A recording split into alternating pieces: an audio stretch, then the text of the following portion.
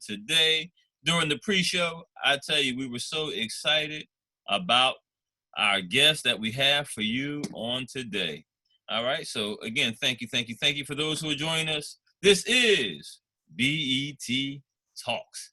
And if you have never been on here before, I tell you, you are certainly in for a treat.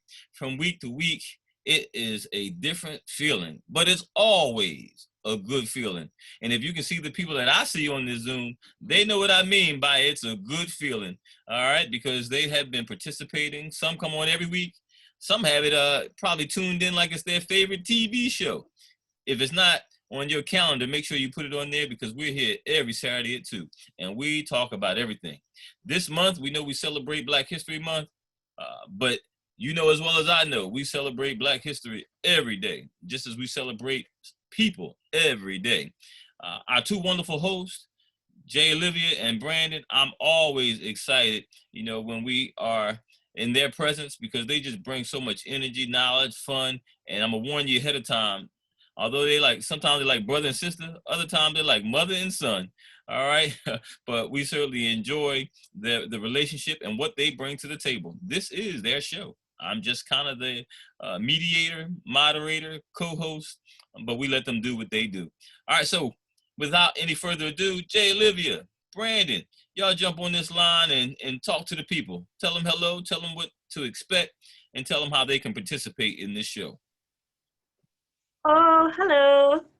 Hi, everybody on Facebook Live. Hi, everybody on BT Talks. Thank you for tuning into our show. As always, I'm one of your wonderful hosts, Jay Olivia Darden, 19, college student in the dorm in New York City, trying to find myself in a way. But we're here today to talk about BT Talks and Black History Month because it's our last Black History Month show for our show, doing our Black history stuff. So this is we're gonna let it off with a bang, and we're so grateful to have all these guests here today.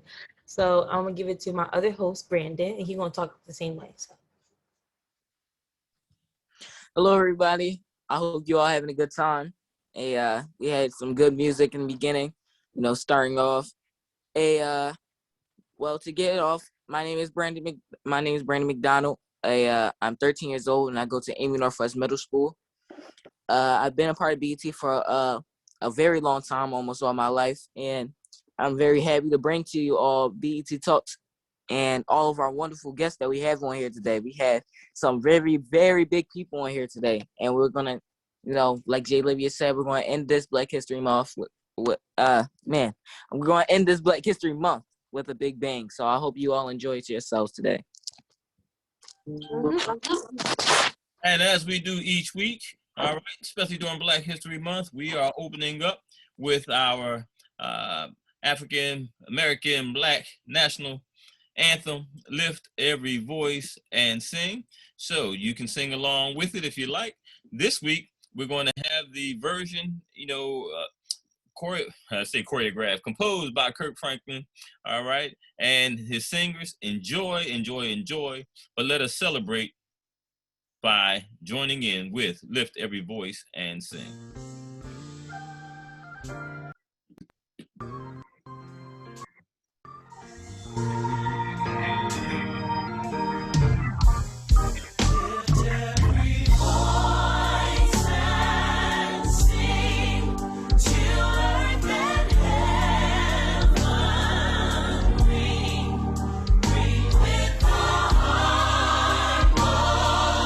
Harmonies of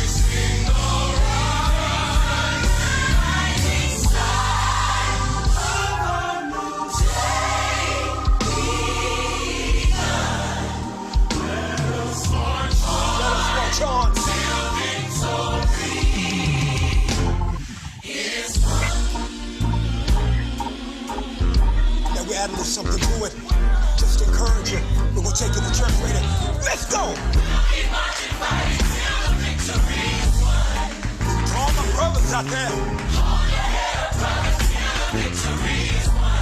To all my sisters in the struggle. Till that day. Hey. To victory.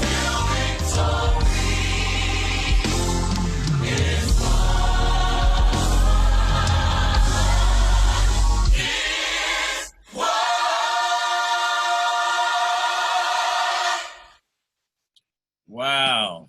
And y'all know Kirk Franklin. He always going to do it different, y'all. Yeah. What's the thing? Didn't it sound like, the breakdown, Mr. Rich? You remember, the tire tribute song, Sinking? Uh-huh. I'm hurting sinking. That part, it sounded like it for a little bit. You know what I'm saying? You heard that too? I got you. That was awesome. And so we really celebrate, our history. And Thomas Dorsey, I can't wait until we hear from you, because when we talk about music, although that was their rendition, Thomas Dorsey, has certainly played a very, very, very important role in the lives of all of us, especially from a spiritual standpoint when it comes to music. So for those who haven't met him yet, I'm so excited when we get a chance to speak with Thomas Dorsey.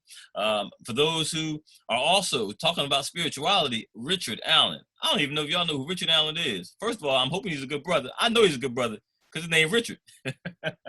All right, yeah, that's my name too. What can I say? All right, so I appreciate you, Richard Allen, Mr. Richard Allen, for joining us on today. We are so excited to have you and John Cheney. Oh man, I tell you, I love basketball, and just the legacy that John Cheney has brought to the city of Philadelphia. I'm also a Temple University graduate, so I'm excited to have John Cheney with us, a poet by one of our other young men. I tell you, we're so excited about today. Y'all excited? You excited, Jay Olivia? You excited, Brandon? I'm excited. I'm ecstatic. All right, that's what I'm talking about. Facts. So, well, with that in mind, we are going to open up first. If we have our young man who may be doing a poem, if Caleb is nearby, then we're going to have Caleb, our youth shall lead, to open us up with a poem. All right. In the meantime, I'm also going to ask Miss Veronica and Miss Ayana, if you could share the importance of Black history as our young people prepare. What does Black History Month mean to you? And y'all know me, we put people on the spot because we believe in family. And when we put you on the spot, we know we're gonna get the truth. We're gonna get right to the heart. You ain't had enough time to Google it and look it up. So Miss Ayana, Miss V, one of you, tell us, what does Black History Month mean to you? I am in this car as usual. So forgive me for not having my live face. I love you guys. I would never miss supporting. But I am in this car hollering all by myself. Talk about on the spot. But anything for Mr. Washington.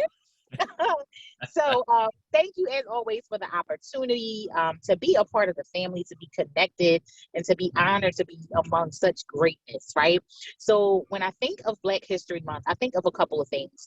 The chief among them being, it is simply the catalyst or the springboard that we use to foster exposure to the many dimensions of who we are as a culture, as a people, and literally as a creation.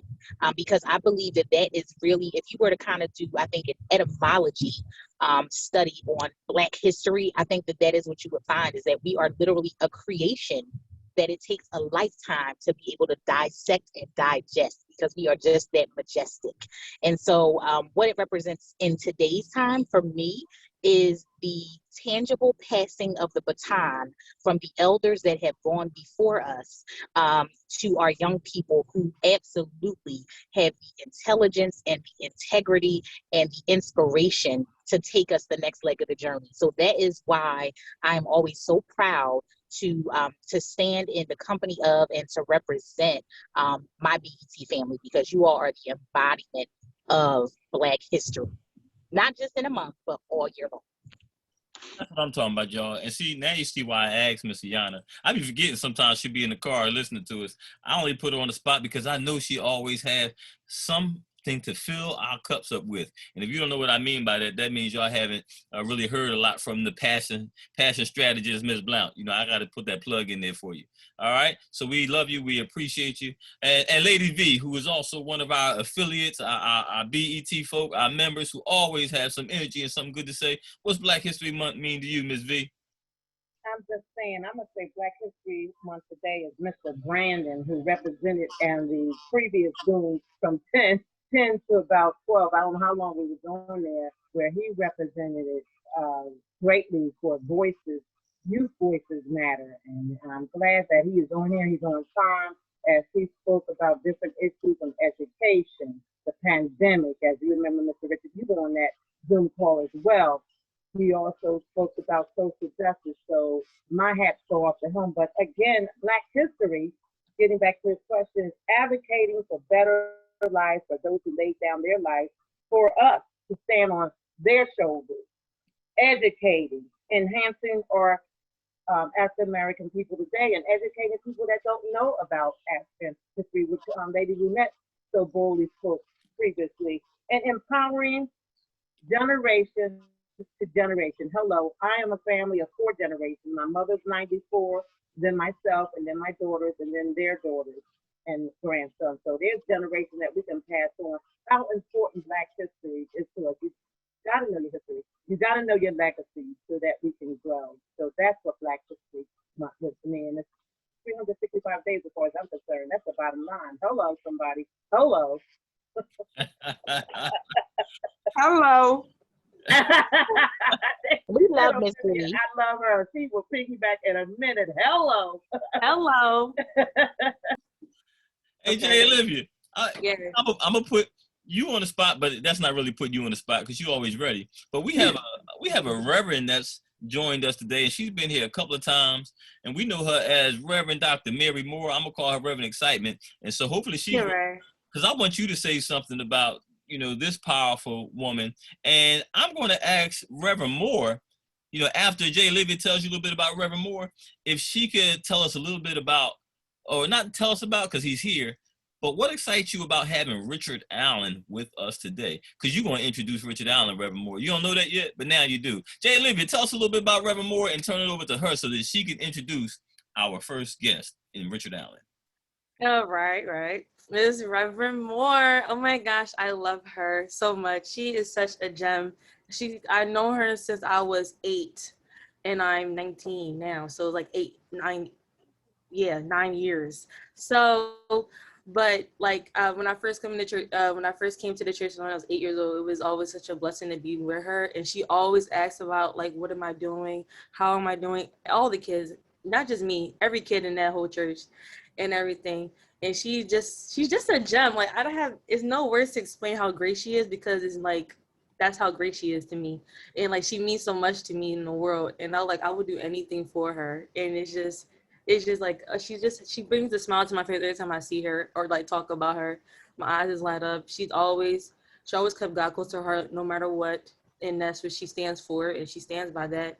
And that's facts. And she just, I don't know. It's something about her that just gives everybody that spark. Like you said, how she missed excitement. She just gives everybody that spark of excitement every single time. And it's always such a blessing to see or hear from her, especially from her and her husband. We all know, I always get the $2 bills. But either way, I love both of y'all and love you so much. And I see you got the little crown on your head today. So come on. And yes, it's just such a blessing to hear from you and like see that you're doing well because I always think about y'all. Like no matter, even if I wasn't at that church anymore, I always think about y'all all the time, especially you and Mr. Reverend Moore, Mr. Moore too. So yeah, that's about her. She just okay. Oh, thank you, Jay Olivia. You just almost got me in tears over here, Richard. We love you. We love you. Yeah, I hope you recorded that so I can play it for my family. You know it. So Reverend Moore, Reverend Dr. Excitement. I call her Excitement, y'all, because she's exciting. And when she's in the pulpit, when she preaches, when she speaks. So Richard Allen, there is a reason why I asked you to introduce him. And you didn't even know it. Can you tell everybody why you think I'm asking Reverend Dr. Excitement to introduce Richard Allen? And when you turn it over to him, Richard Allen, you come right on.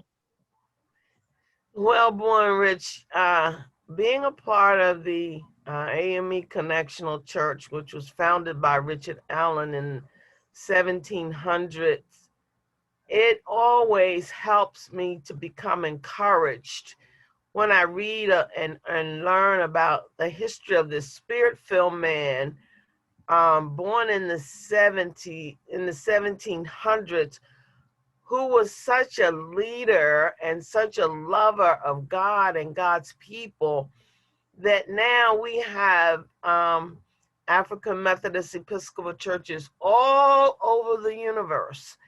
And he was a member of First Baptist, which was a white congregation, and he and Absalom Jones were praying. But at that time, during segregation, blacks could only pray and be in the balcony. But they wanted to be at the altar, and they were pulled up from the altar praying to be sent back to the balcony. And they said, oh no, we'll just go start our own church. And they started their own church, and he took the discipline and the doctrines from the Episcopal and the Methodist congregation, but he added the African in the front of it, which is such an honor to me to know that he exemplified what God created us to be and what we could be, even in times of slavery and depression. But he earned his freedom. He started the Free African Society. They had colleges, they had burial sites. He did so much more that we should take an example after and start to put our lives in order the way Richard Allen did back in the 1700s. I'm just in awe of him. We just celebrated his birthday, Founders Day, because he was also born in February.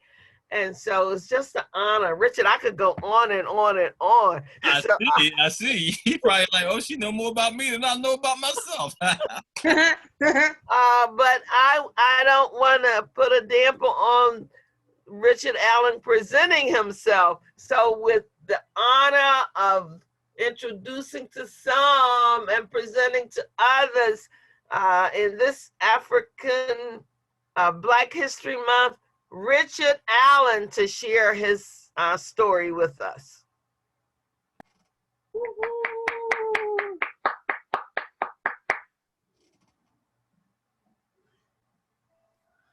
All right, Mr. Allen, you can come off mute. And we know it's a little challenging sometimes because, we know they didn't have Zoom back in those days, Mr. Allen. Yes, that is true. Can you hear me now? Yes, sir. Thank you. All right, greetings. My name is Bishop Richard Allen, and I am the founder of the first independent African church denomination in America, the African Methodist Episcopal Church. Now, I lived as a free man in Philadelphia for more than 40 years, but I was born enslaved in the year 1760. And they just gave me the name Negro Richard. Oh, I lived with my parents and my older brother and my older sister, and we were owned by a very famous Philadelphia who owned many enslaved people. And when I was 7 years old, he just decided to just sell my whole family to a plantation owner in Delaware. His name was Stokely Sturgis. Now, Stokely, he tried to be like a father to us. Oh, he made us work hard, but he always made sure we had food and clothing and a roof over our heads. But by the time I was 17 years old, I hated my life on that plantation.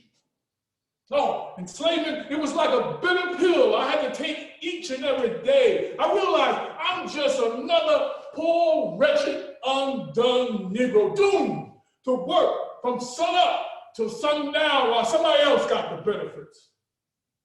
Now, Stokely, he's not a believer. But when some Methodist preachers came to him and asked for permission to invite us to a church meeting, he agreed. And you know, I was willing to listen to just about anything that would help me get free from this feeling of helplessness. So I went, and you know, when I went, I'm shocked to hear that white preacher say that whether you're free, whether you're enslaved, no matter what the color of your skin is, everybody's subject to a higher power that's going to judge everybody for the wrong that we do. The punishment is hell. And the only way out is accepting this and obeying this Redeemer. He said his name was Jesus Christ. And he said, this Redeemer loved us, and he would take control of our lives. Well, you know what? That sounded good to me. And after thinking about it for quite some time, I became a believer. And you know, I started spreading the good news to everybody I know.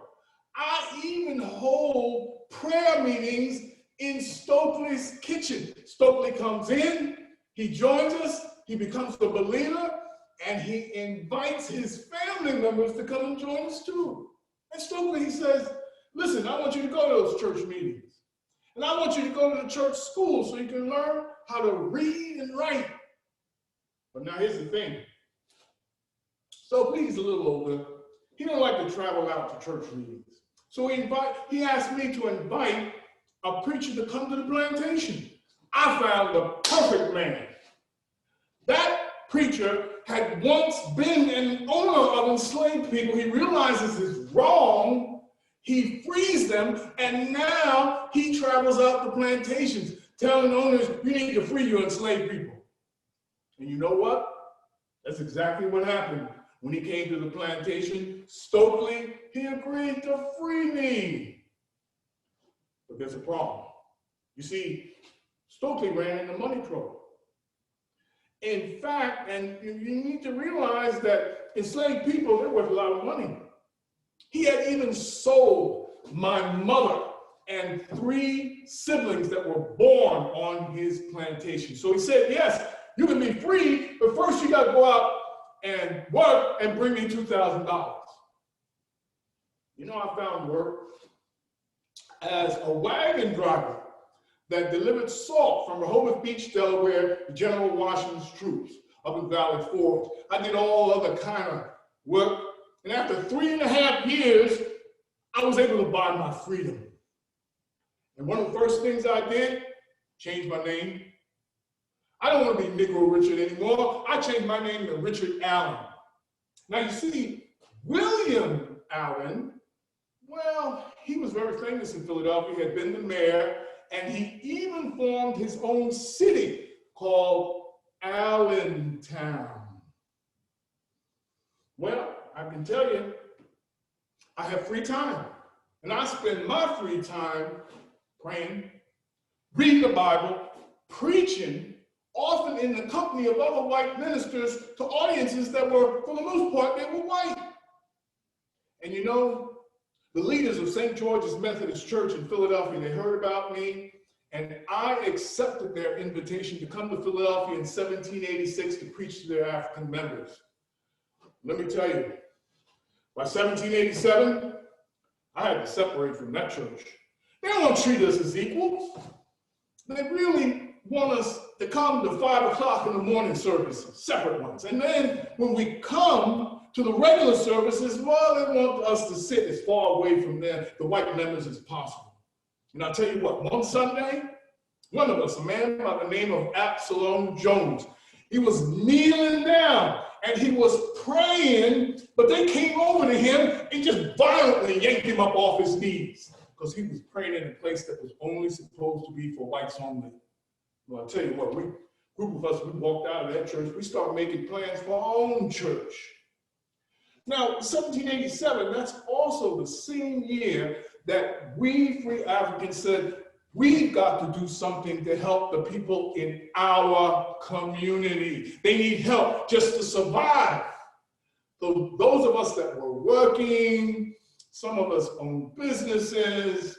We agreed to form the Free African Society, where we all contributed money to help those in our community that are in need, and most especially the widows and the orphans. Now, you know, 1787, that's also the year. There's a big meeting in Philadelphia. People are coming together to write a constitution, to form a new government. And you know, we hoped that this new government would live up to the words that were written in the Declaration of Independence. You know the ones? All men are created equal. But they didn't. When they started passing laws in 1790, one of the first ones they passed was something called the Naturalization Act. And that law said only people with white skins could be citizens. 1792, they passed the law. 1792, they passed a law that said, I'm gonna put this down. They passed a law that said that it was called the Militia Act. Only whites can serve in the Army and in the Navy. And that's despite the fact that many Africans had fought and given their lives for this country to get independence from England. Oh, in 1793, they passed a law called the Fugitive Slave Act, and that took away places of safety like Pennsylvania where escaped slave people could run to and be free. But you know what? I believe the Heavenly Father, well, he made a way for some escaped enslaved people to be free, because months after this country passed that law, Upper Canada passed a law opening up their doors to accept escaped enslaved people so they could be free. Now, I want to get back a little bit to this idea we're making plans for our church, because we had raised a lot of money. And there were even some whites that contributed. I contributed a lot of my own money. You see, I had run a successful chimney sweep business. I had a shoemaking business. I owned my own home. I owned several properties here. And I was collecting rent. But you know, that year 1793 is also the year of the yellow fever epidemic. And the mayor of Philadelphia asked us to help. So we temporarily put our plans on hold, and we helped to look after the sick and bury the dead, putting our own lives at risk. And you know what? Some people say, oh, they're making all kind of money doing this. So Absalom Jones and I, we published a report that proved that we actually spent more money than we took in. Well, now we get to 1794, and we are able to have not one, but two African churches. The first one was became St. Thomas's African Episcopal Church. They asked me to be the leader. I said no. You see, many of the free Africans that wanted to have an Episcopal church, well, they had some money, they had some education, they liked to dress up in fancy clothes. I didn't think this was the best kind of church for many of the Africans that were a city. They didn't have any education, they didn't have any fancy clothes. So 2 weeks after they started that church, I started my church. And it started small, but it grew to be a big, big church. In fact, the basement of my church was a station for the Underground Railroad. We started schools, and we did many other things to help the needy in our community. Now, just because, I want you to understand, just because we had African churches, it doesn't mean that everybody thought they were equal. As far as I know, Absalom Jones's church never was fully recognized as an equal Episcopal church. And I maintained a connection with the Methodists. And you know, they wanted to dominate and control everything that happened in our church. We said no. And they got so mad that in 1815, they put our church building up for auction. And I had to buy it back. using my own money. It cost me $10,125. And things were very difficult for free Africans because they didn't even want us to attend 4th of July celebrations at Independence Hall. They chased us away. And on several occasions, we had united and submitted petitions to the government asking for freedom and equality for our people. And they turned us down again and again. And on one occasion, we even heard one of the government leaders say, "Huh, we the people," and unnamed them. Well, I think you can begin to understand. We started to think, maybe we're going to have to leave this country. I can tell you, we seriously considered going to Africa. And when Haiti got its independence, the Africans there rebelled and got independence, we thought about that too. In fact, my brother, Henry, and several people from my church, they actually went there. And things were becoming even violent because we started to hear reports from Cincinnati that the Africans there, they were being attacked and killed, and their homes were being burnt down, and their businesses were destroyed, and many of them had to flee to Africa. To Canada. So in 1830, when I organized first a convention of Africans from around the country, I proposed, hey, maybe we ought to think about going to Canada. Because at least if we go there, we can be citizens. We can have the right to vote. Well, I'm up in years. And I thought the best way for me to work towards that would be just to remain here and help coordinate those that wanted to go. I don't know what future generations will decide, but I do think that we need to think carefully about what our options are and pursue them. Now, before I finish, I just want to share a final few thoughts with you. It is so important for us to take control of what is going on in our community. We have to do what we need to do to uplift the people in our community, to help them to be good and productive people. And I believe the churches should be taking the leadership in that.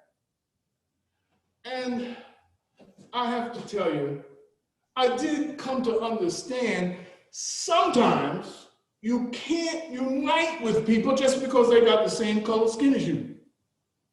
I'll give you an example.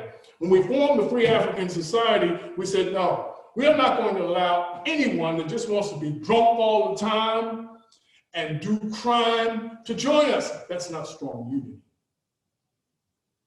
And talk about crime, briefly want to share this with you. About the time I heard that 2 African men in Philadelphia had robbed and murdered a 50-year-old white woman in Philadelphia. And they were arrested and they put in prison. I decided, I'm going to go to that prison and pray with these men. And yes, they confessed what they had done, and they were sorry for what they had done. And like many of us, I learned they had been enslaved at one time, but now they were free. But they were not satisfied with the living they could make because it was difficult for them to earn as good a living as some others. So they decided to turn to crime. Well, I decided I'm going to publish an account of my discussions with them and give some thoughts on this, because I don't want other African Americans to follow their bad example, because those men were taken to trial, they were found guilty, and they were given the death sentence. And I wanted everybody also to understand, it's not because of the color of their skin they make these bad choices. I remind everyone, there's many people with white skins making the same kind of bad choices, even murdering Africans, and they don't even have to spend one day in jail. And as a final thought, I believe true unity comes from us realizing we have the same Heavenly Father, and He has given His Son as a Redeemer, and we need to obey and follow Him and follow the ways that the Bible teaches. We are all going to be judged, so we don't have the right to judge anybody and to take revenge on anybody. That's His job. And since we all need to be forgiven for doing wrong things, guess what? I believe what the Bible teaches says, forgive others so that you can be forgiven. And also, do unto others as you want them to do unto you. And whatever you have to help somebody else, whether it's money, whether it's your time, whether it's your talent, do it. Because that's pleasing in the eyes of our Heavenly Father. Well, thank you for your attention, and I'd be glad to try and answer any questions you might have. Wow, awesome. Standing ovation. Standing ovation. Thank you. And I know our young folk have some questions for you, and even some of our adults. So I'm going to be quiet for a moment, but y'all know who I am. If it's quiet for more than 3 seconds, I'm going to jump in. So y'all better speak now while you have an opportunity. Who has a question for Mr. Allen? Yeah, who has a question? Yeah, I have a question, but I'll wait until some other people go. Brandon, you just don't go. Okay. Hey, so, Mr. Richard, what was it like? What was it like to be a Black property owner back then? Well, you know, the thing that I focused on is I'm not concerned about what people who say they are superior to me. You see, because we had our own community within a larger community. And our being a property owner, being a business owner was very much appreciated in our community and even respected by some whites as well. Wow, thank you so much. Bishop Richard Allen, this is Miss B. Thank you for sharing about the pandemic. And one of the pluses about helping others in that time, during your time, was that our immunity, we were for the yellow fever, if you will. You know what I'm saying? So that was a plus of helping other people, but the sad part was burying other people at that time. Correct, Bishop? Yes, that's correct. If you understood, yeah. One of the leading doctors at that time was a gentleman by the name of Dr. Benjamin Rush. And he believed that a cure was to bleed people. And I was even taught to do that myself. And, you know, really, we exposed ourselves a lot more to that disease because of the kind of treatment that he trained us to do, of blood all over. Thank you so much for your answer. I appreciate that. Bishop Allen, I guess, and I look like Jay Olivia may have had a question, but I'm gonna throw this out there. I was on a Zoom this morning with some young people, and we certainly thank those people from AXO for joining us even on this afternoon with you. And they asked the question to the young people. They said, if someone said to you, your vote doesn't count, or does voting matter? What would you say if somebody said their vote doesn't count? Because you shared about wanting to go to Canada, even just to make sure that people had a right to vote. How important is voting, and does your vote count? To me, it's extremely important. You know, I want you to know that as far as the federal government was concerned, we did not have the right to vote. However, as far as Pennsylvania was concerned, we had the right to vote. But the problem is you put your life at risk trying to go down there and vote, because there would be very violent men there making sure that no person of color went there and cast their vote. So yes, it's very important for us to exercise whatever power that we have, and voting power is also power. Okay, okay. I have a question. Like, it's not really like a question, but more like a statement. What, or like, my question to you is, what would you say to the youth of today about, like, just say what, like, what any, like, if anything you can give a share of wisdom to the youth, what would you say right now for what's going on in the world today? Like, what would you say for them? Say to them. Well, I do not know what is going on in the world in your time. Maybe you should tell me what's going on, and maybe I can give you some reflection on it. Okay, so like, so basically, like, what's going on today? Like, we have all this stuff, like, because we having a new movement with Black history, and like, you know, all this other things that happen with racial. Sorry, it's just a lot of things. It's just like one thing. I gotta put it in words.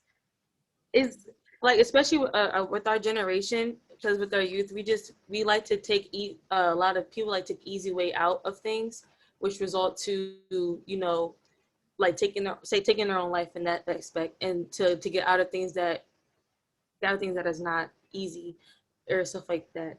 But also, like, they, you know, we use drug, substance abuse. We do a lot of things that's not normal for children to do today, when that children should not be doing.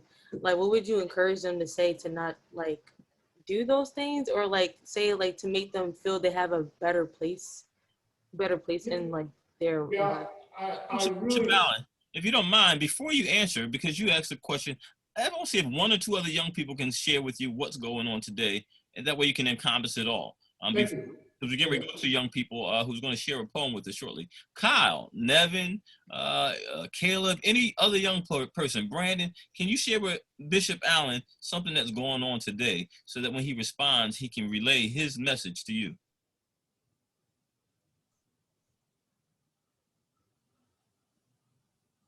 Now, I called a few names, so now I'm going to call you one at a time. Brandon, tell us something that's going on today that Bishop Allen can respond to. Well, something that's going on today that I believe he can respond to is all the, you know, injustice that's going on, you know, between, you know, racial tension, you know, and though it's a lot better and we made a lot of progress from, you know, back in your time, I believe that, you know, with everybody, if everybody was to be as hardworking and deep in faith and have a deep relationship with God as much as you did, I believe that we'd be in a better place. So, well, how do you respond to, you know, things like that? Yeah, I think the comment that you made that I agree with 100% and doesn't change over time is your faith. It's what you believe in. It's what you hold on to as a belief. That really sets everything in motion, because I know in my case, being enslaved, and it seems like everything is against you, you need to come up to a higher level. And I believe that higher level we can find in the Word of God, and apply those things and not get caught up with what is going on around us. To have a higher, more spiritual perspective. Understanding that hard times and persecutions and all of those things happen, just like they happened to the children of Israel in Egypt. Well, we can't say that that can't happen to us. Yes, it is happening also to us, but keep faith and do what is right in His eyes, and He will make everything become right. And you know, someone was talking about drugs and those kinds of things. If your mind is not clear, if your mind is not right, if you have to have that drink and the drink become your master, no, you're never going to be all right to know the path that you are supposed to be on to have a good life. And I also heard a comment about lazy and taking the easy way out. No. I know that it's by the sweat of our brow we eat bread. And that if we want to have the good things in life, we ought to be willing to work for them. As it's coming easy, it'll go easy too. But I find the best things in life are the things that you work hard and you persevere to attain.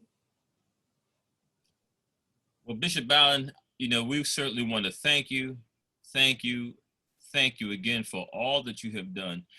We know it was a struggle, it's a fight, but you keep pushing, and you said it very profoundly that with God, you know, all things are possible. So we know that's where our strength, you know, comes from. And we certainly thank you for joining us on BET Talks to celebrate, you know, the life and legacy that you continue to present in our lives. And to our young people, wonderful questions. You know, Mr. Ballin, I know you're all over the place, so I don't know how long you can hang on if someone else happens to have something for you later, but we certainly wanted to pay homage to you and thank you for being a part of our Black History celebration, and know that you will live on in us and with us forever. Thank you very much. I'm so glad to participate in things. I think it's very worthwhile. God bless you and keep on keeping on. Right. Right. That was awesome, ladies and gentlemen.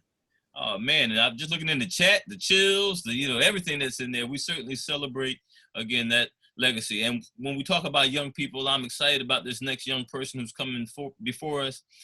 His name is Caleb, y'all.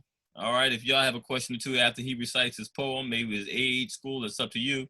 But Caleb is going to read to us. He has a poem for us. And so we are so excited to welcome him to BET Talks today. Caleb, are you there? Yes. All right, Caleb, if you can introduce yourself, tell us the name of your poem, and then you can recite your poem for us today. My poem's called America's Greatest Farmer. All right. And You'll never hear of a man who worked harder.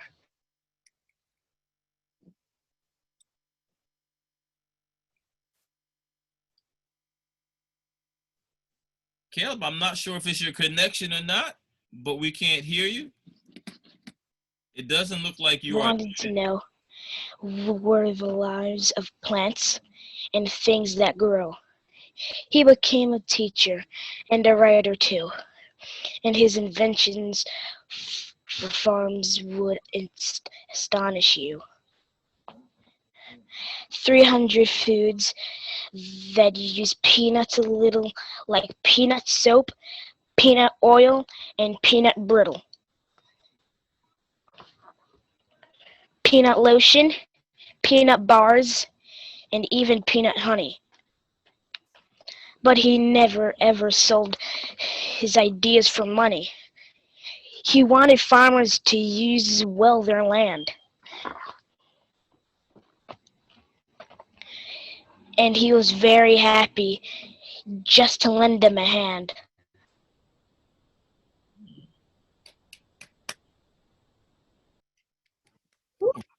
All right. How old are you, Caleb? How old are you, Caleb? Oh, can you? Oh, video went off.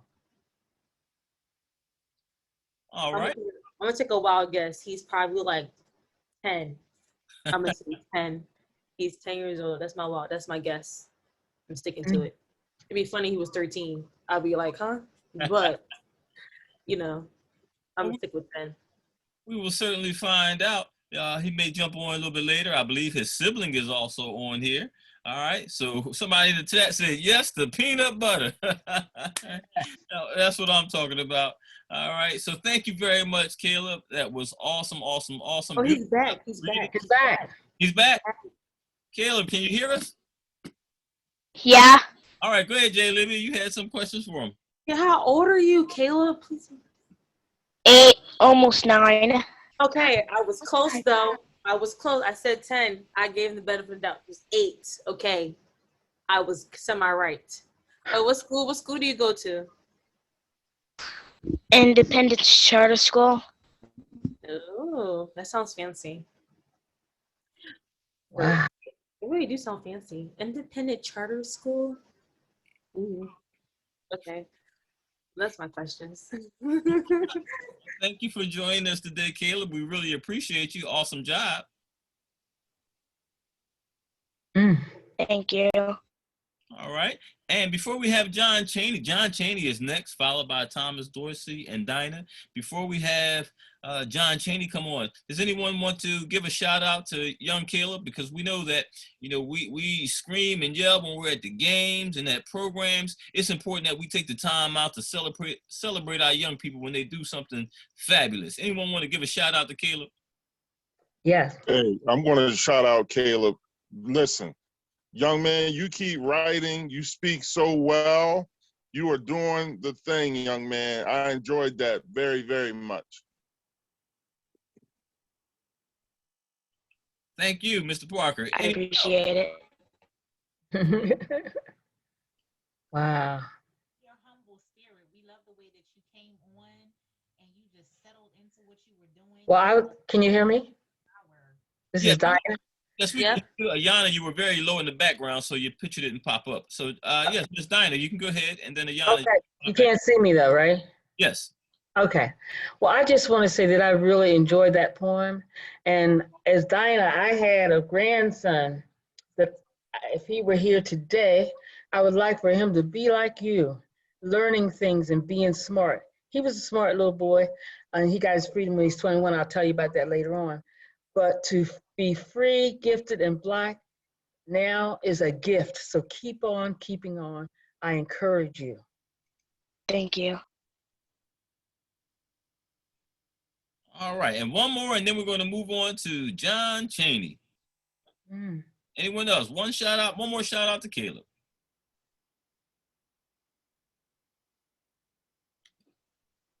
Oh, go ahead. Miss Ayana. Yeah, I think Miss Ayana wanted to say something, but her audio is very low. Yeah, turn on are you on your computer? Turn on your original sound if you can, and then try it again. And that's all right. For the sake of time, if you're able to pop back on, or we'll deliver that message to you, Caleb. Again, we love you. We appreciate you. Keep up the good work. Keep up the good work for sure. And ladies and gentlemen, we're excited because next, and it looks like Mr. Yana's coming back in, John Cheney. Can somebody tell me, do you know anything about John Cheney? I'm going to take our young people. All right, Jay, Olivia, Brandon, Nevin, Kyle. Some of y'all may not even know who John Cheney is. Can you tell me about him? I know the other Cheney, but I don't know this Cheney.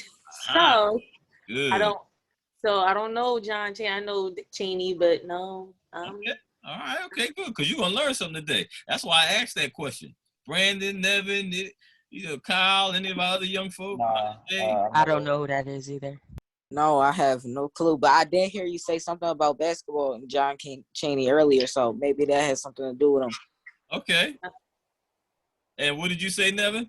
I said I have no idea. I've never heard that name. All right. Well, in that case, Mr. Parker, see, you heard me earlier say I put people on the spot. Can you introduce John Cheney to us today? Just give a little bit about what you think you might know about him. I'm glad you said it that way. I do know a little bit. So John Cheney was the basketball coach of the Temple Owls for, I'm going to say, and Richard, correct me, at least 30 years. At least 30 years, he was the basketball coach of the Temple Owls. And what I can say about John Cheney is he leaves a very rich legacy and history behind, because he didn't care just about making better basketball players. What John Cheney was worried about was developing young men, developing their character, their contributions to their families and to their communities. So it was more than just sports for John Cheney. If you talk to any of the players that played for him, they would tell you how much he helped to shape and mold the men that they became, and that they were able to pass that on. Many of them, one of his ex-players named McKee, first name escapes me right now, but he's a coach right now.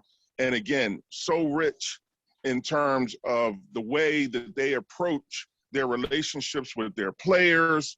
And again, giving them something more than just what they're able to do on the basketball court. John Cheney was a great man and a great Philadelphian. Aaron McKee. Thank you, Ayana.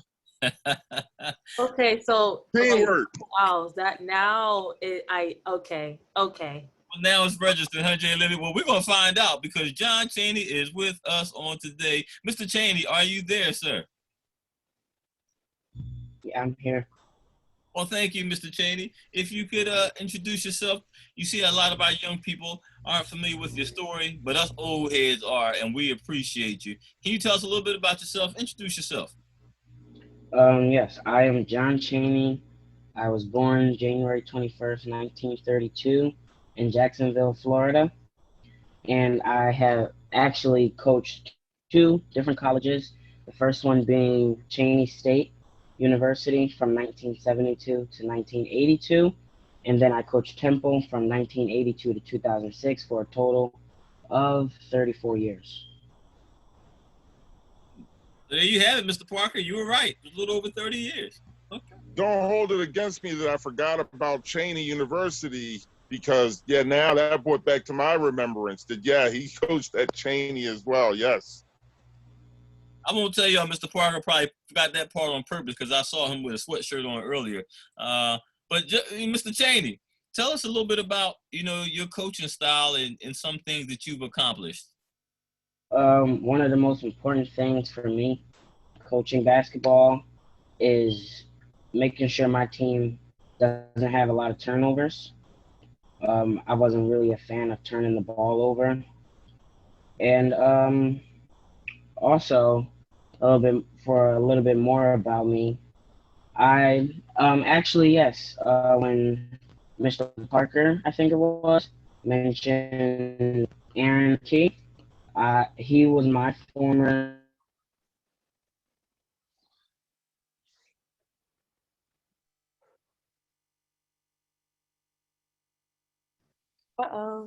Is he going in and out?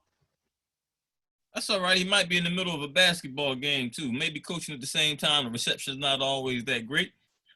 But what I want to share, as he comes back in, because I'm sure Mr. Cheney will certainly return, just for clarity, those young folk that said that you didn't know who Cheney was, do you know what a turnover is? Because he said, it was really important for him to coach not turning the ball over. Do y'all know what that means?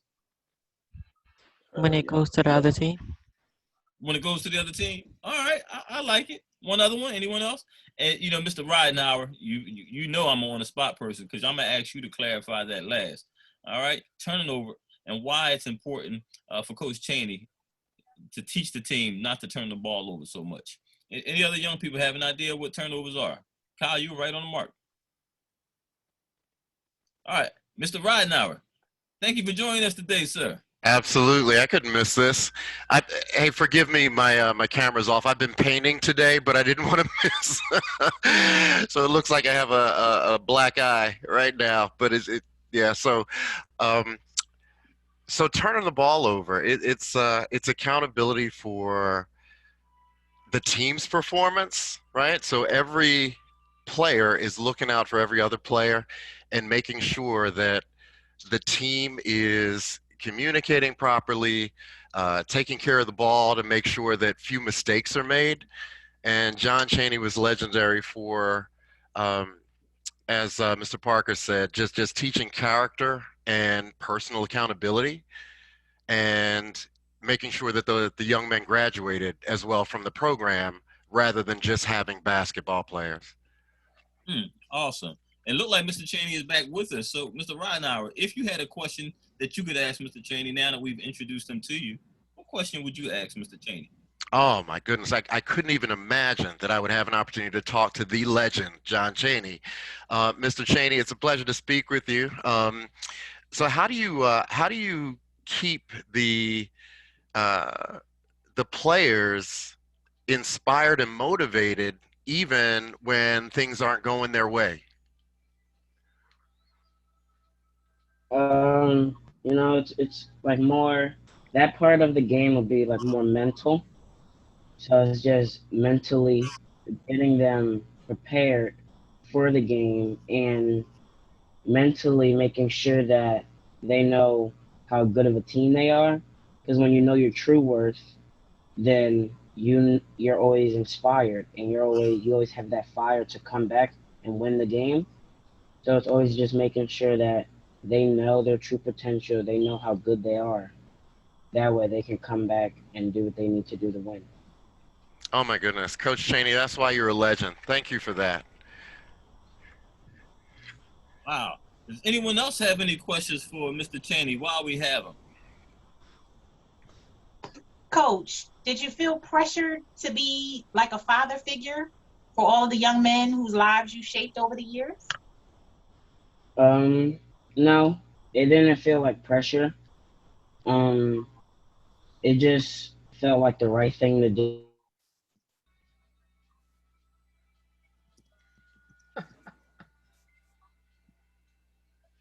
Wow.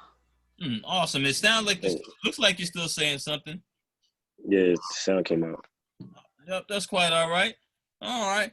Oh, well, you know what? You shouldn't have said nothing. You know, talk about being on the spot. You know I'm about to talk to you now. All right. So, Mr. Yana, you sent me a message about being on the spot, but that young man that just let us know that the reception is gone, I have to say something to y'all about him. His name is Shallow. Shallow is one of our youth council members. It's the first time I've seen him since he left. He is in the military now, y'all. He left, I think, in November. And so we want to keep him in our prayers. We want to celebrate him. Thank you for your service, sir. Shallow. Yeah, Shallow. I have to salute you. And I don't even know where he is, and he logged on today to join us on BET Talks. So, Shallow, while we have a moment, you've heard John Cheney, you've heard a little bit from Richard Allen. Can you just share from us how important history is to you and what made you choose to join the military? And I know I caught you off guard, so I don't even know if the reception is good for you. Can you hear me, Shallow? All right. It might be a little bit off guard. The reception might not be good. So, history. I don't know. That's a big part of our training here. So it is pretty important. Kind of gives you some pride on the purpose on it gives you pride on when it gives you like the perception of like how far we came, for example. So well, we appreciate you. And what made you join the military, and what branch are you in? I'm in the U period S period Navy. So that's how. But why did I joined for a number of reasons.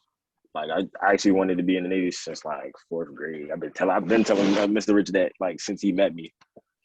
When he first asked what I wanted to do, that's what I wanted to do.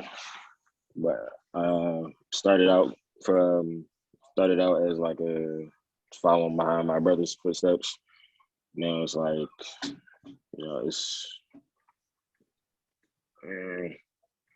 it's a stability thing, and I kind of wanted to travel. I wanted to travel a whole lot, experience some new things and stuff like that. Put you in a better spot too. Put you in a better place. Well, thank you for sharing, Shallow. I know I put you on the spot, and I know we're talking about Black history, y'all, but when we have our young people and they sign on and they participate, we want to make sure that we give them the platform. And we know for all of us, tomorrow is never promised. So when we got a shot at it, we're going to take a chance. All right. So we love you, Shallow. Keep up the good work. Hey, Shallow. We love you. appreciate you, and we miss you so much. You know, miss and like y'all too, no problem. he always talked about the Militia ever since camp too, and that was no joke. All right. So my bad, y'all. You know, now I'm gonna cut him short. You know, that's my fault. You know, for all those who listening on live, I had to do that. John Cheney is back with us, y'all. Anyone else had any questions for John Cheney? And then he, you know, he's gonna close us out with some other facts about himself. Yes, I have a question. So everybody has their like aspirations of what they want to be, and a lot of people want to be a basketball star. What does it take? Um, it takes a lot of work, and it also takes dedication. Like you have to really want it, and you have to do almost everything in your power. Basically, let nothing stop you, and do whatever you need to do to be able to excel and become a better basketball player. Thank you, Mr. Cheney. Any other facts? Anything else you would like us to know before we introduce our next guest? And again, we certainly appreciate you. We know you might have a few games or something coming up, so we don't want to hold you forever. But tell us a little bit more about yourself. Anything that you want to leave with the people. I just want to recognize all of the great, a few of the great players I have worked with playing for me when I was a coach back in my Temple years. So I actually want to shout out 9 players that I coached that won the Atlantic 10 Player of the Year. We have Terrence Stansbury, Granger Hall, Nate Blackwell, Tim Perry, Mark Macon, Aaron McKee, who is now Temple's head coach, Eddie Jones, Mark Jackson, and Pepe Sanchez. Wow, that's a list right there. You coach some greats, you know, and we thank you, you know, for being one of the greats also, because in order for people to be great, we have to be inspired by someone, and you certainly inspire us all. And I can't help it. I got to say to you, you know, I'm a Temple alumni. All right, so appreciate you for being a part of the Temple University family, and you are now certainly a part of the BET family for life. So thank you very much, Mr. Cheney. All right, we shout you out today, and you are welcome to join us anytime on BET Talks. Anyone else? Going once, 3 seconds. Anybody have a thought or question for Mr. Cheney? And this is the young Cheney. So anyone want to give Mr. Cheney, I'm going to switch it over for a second. This is our young brother, Mr. Nadir Matt. Anyone want to give a shout out to Mr. Nadir Matt, who portrayed John Cheney on today? I need 3 people. Take your time and hurry up. Nadir, you did great. You did a great, awesome presentation. I'm so proud of you as a big assistant for, So I'm really proud of you. You really did great. Good job, you know. Outstanding, outstanding, outstanding. You are so brilliant. I'm just honored that you encourage our spirit and represent us in such an excellent manner. Keep up the good work. Thank you for using all your skills, talents, wisdom, and brains to educate us on our own John Cheney. Yo, good job, Nadir. Yeah. All right. So since we have 3 people already, we're gonna go jump to our next guest. Right now, I'm gonna introduce to a music person who's a music lover who loves music. So we're gonna introduce Mr. Thomas Dorsey next. So, hey. Hello, everybody. So, for those of you who don't know, I am Thomas Andrew Dorsey. I'm most known for my contribution to music, specifically defining gospel music as a style. However, I did much more than just define gospel music, and we'll talk about that in a second. However, what I want to talk about first is a lot of times I hear about people who really love R&B, country music, all of those different type of things. But how would you feel to know that all of those derived from the African-American spiritual?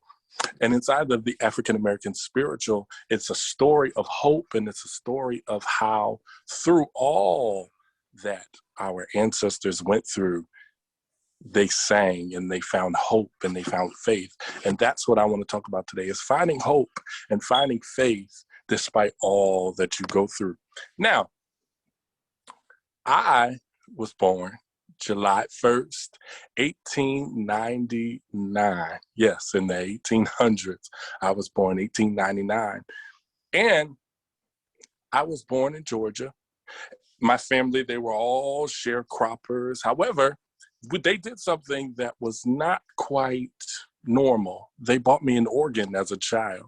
So I began sort of learning how to play early. And again, like I said, this was rare in Black families. But I also had an uncle who was a musician, and I was able to sort of hear all different styles of music, and it broadened my horizons to the very, very boxed-in view of what people heard. However, growing up in Villa Rica, I was able to hear this style of music that almost made me think about slavery, because it was infused with that raw moaning and that raw slave style of singing. And I grew to love hearing that, because my father would travel and he would preach. And even though I had this uncle that I would listen to all these different styles of music, I still grew to really love to hear as I would hear them singing these different songs while we would be traveling. I would just love it. And so being exposed to it, I grew to enjoy playing blues and jazz and gospel and all of these different things. And I would travel into these churches, and inside of these churches, they would always want to hear Handel's Messiah and different Mozart type of things. And the hand clapping and the swaying, that really wasn't the style that they really liked. But I'm still accustomed to this slave style, which is rooted in that beauty of African music that is polyrhythms on their laps, and they would make rhythms and improvise and call and response. And I would hear all of these different things. And so I would feel conflicted almost as I would hear. And I'm like, how can I contribute to this style, especially as it pertains to the church? So I began playing blues and jazz and gospel and all of these different things. But I realized that this was the foundation for R&B and pop and rap and country and all of these different things. But underneath that foundation was the African American spiritual. And I think about jazz in its way, when I love to play up-tempo jazz and such like that, because I began to take lessons in the Black theater. And I thought about how jazz is simply a conversation of instruments. That's why it's just not something that you go to sleep to. It's not something that you just find just to relax, but it is something that has intentional conversation, much like the intentional conversation that happened through the African American spiritual with their songs. Many of you know that there are spirituals like Follow the Drinking Gourd, and there's many different things. But did you know that Follow the Drinking Gourd meant follow the constellation because it leads to freedom? Or when you have a song like Wade in the Water, wade in the water, children, wade in the water. God's gonna trouble the water.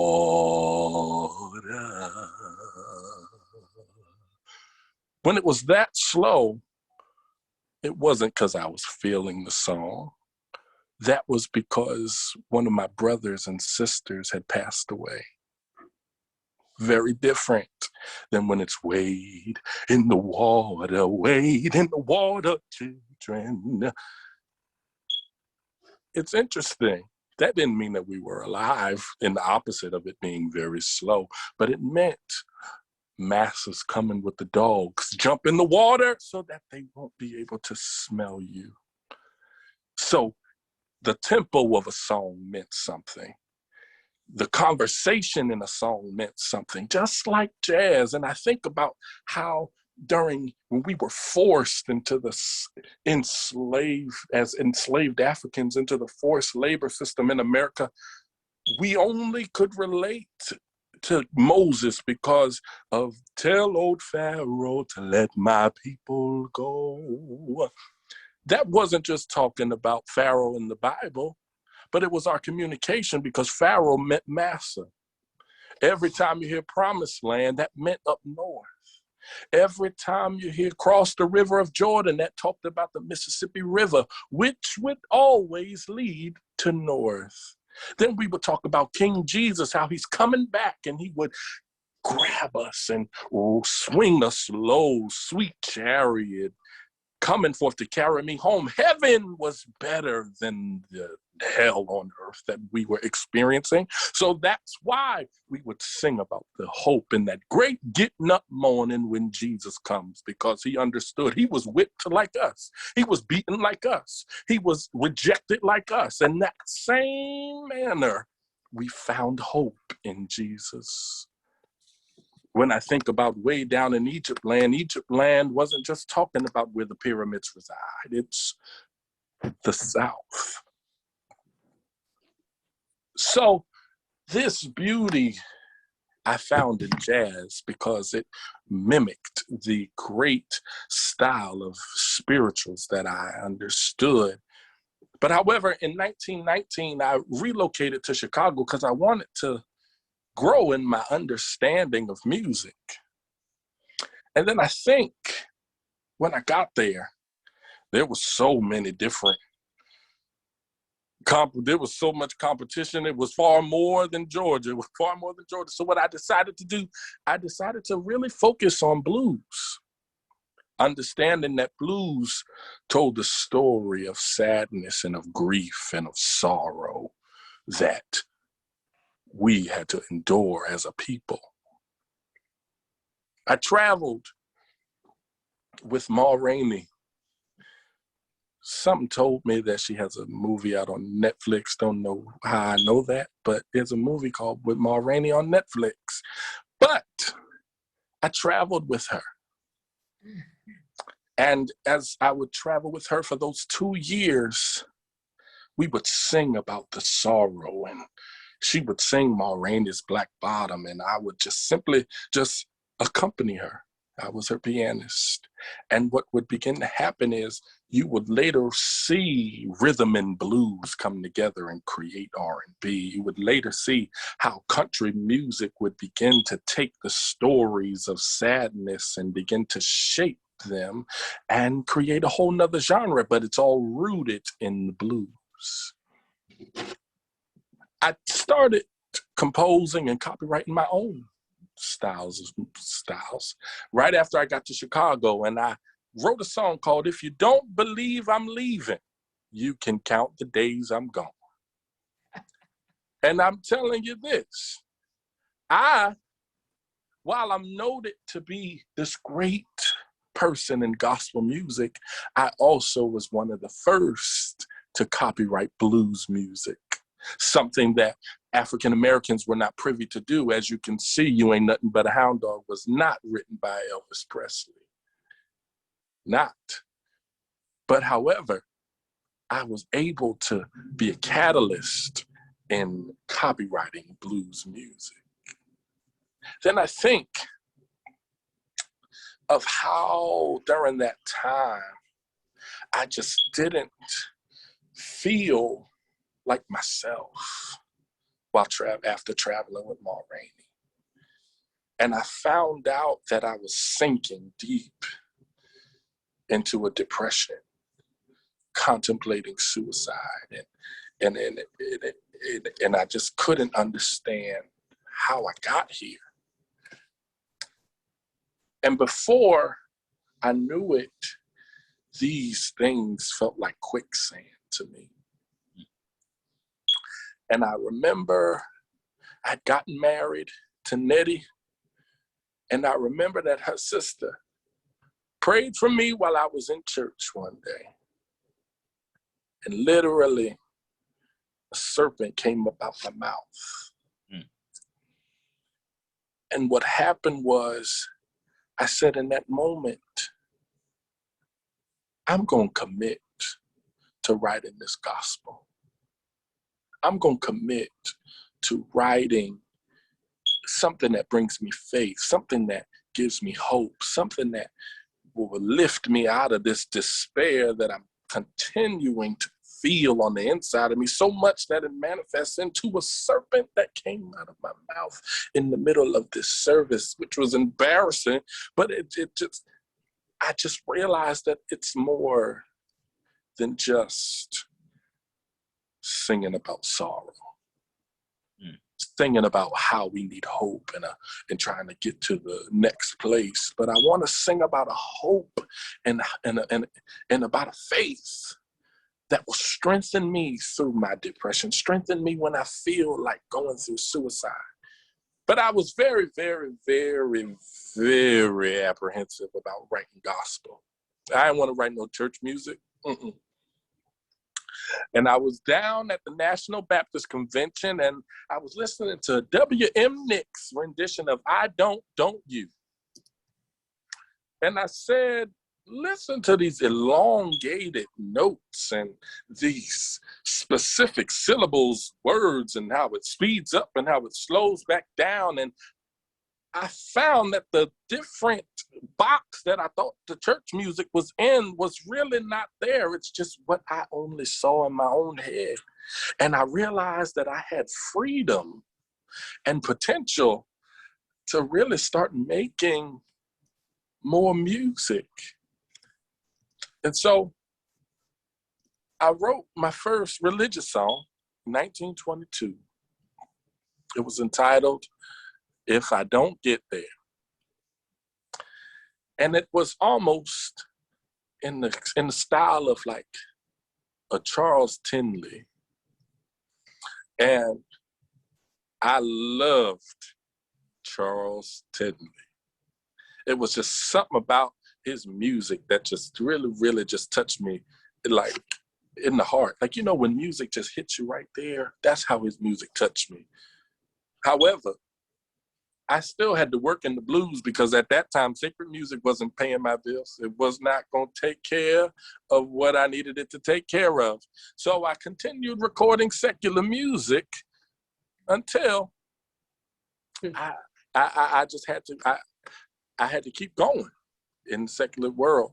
But like I said, until I had that moment, but I had to bring who I was and what and my background. I had to bring it all with me.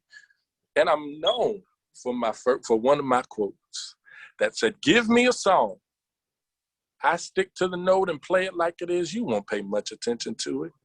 In fact, it won't go anywhere. You got to always have something, a little trick, a little embellishment or something.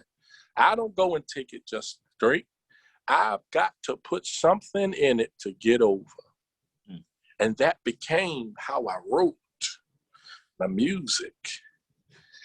However, in writing this gospel music and such like that, I realized that I had to do much suffering to understand the faith that I had to write about. Because you can't write about faith and you never experience it. You can't write about hope and you're never in need of it, because you can't relate to the people who are going to be listening. So I took my blues influence and I wrote another song. And I said, and this song was blues influenced, and it said, if you see my Savior, tell him that you saw me. And however, while I started gaining all of this notoriety, when I finally gave myself over to the gospel music, I didn't realize the impact that I would have on the genre itself. I defined the genre.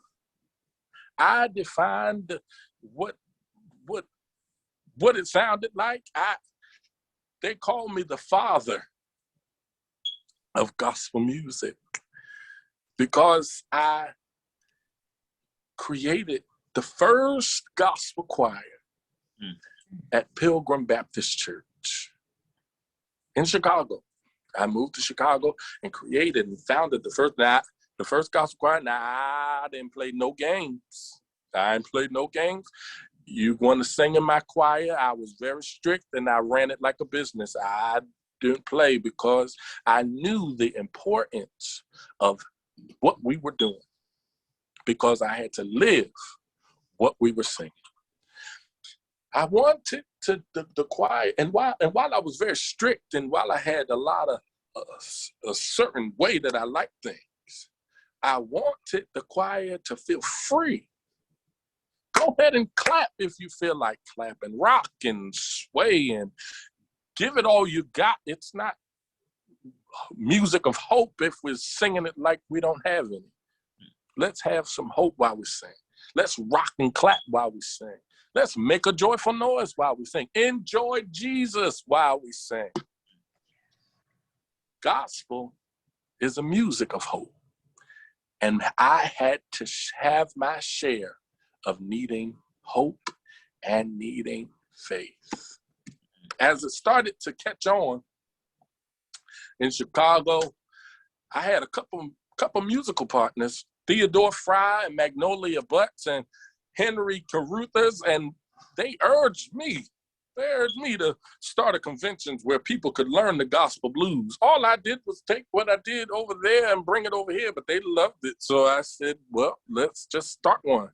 So I started the National Convention of Gospel Choirs and Choruses. That's not what I called it at first. I called it the Gospel Choral Union of Chicago, but it started going out all over to St. Louis, to Cleveland. It was all over the country at a point. And I hooked up with Miss Sally Martin and Willie Mae Ford, and they helped acknowledge and really, really spread this sound. Willie Mae Ford was down there singing one of my songs at the convention, and I said, but you never know who's listening. You never know how your music is touching others' lives, and that's what it's all about. But however, I come back to the point, you cannot sing about a hope that you've never experienced. And I remember while I was going through all of this, I was at a convention in 1932 about that.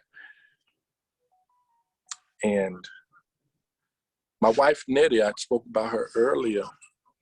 We were expecting a child. And I was waiting on the message to say, Mr. Dorsey, your child's here. And the message that I got was, Mr. Dorsey, Nettie died. Mid-childbirth. But I had some hope. Yes, my heart was broken. Yes, my heart was grieved, and I was filled with sorrow that I lost my wife. But I had some hope because my child survived.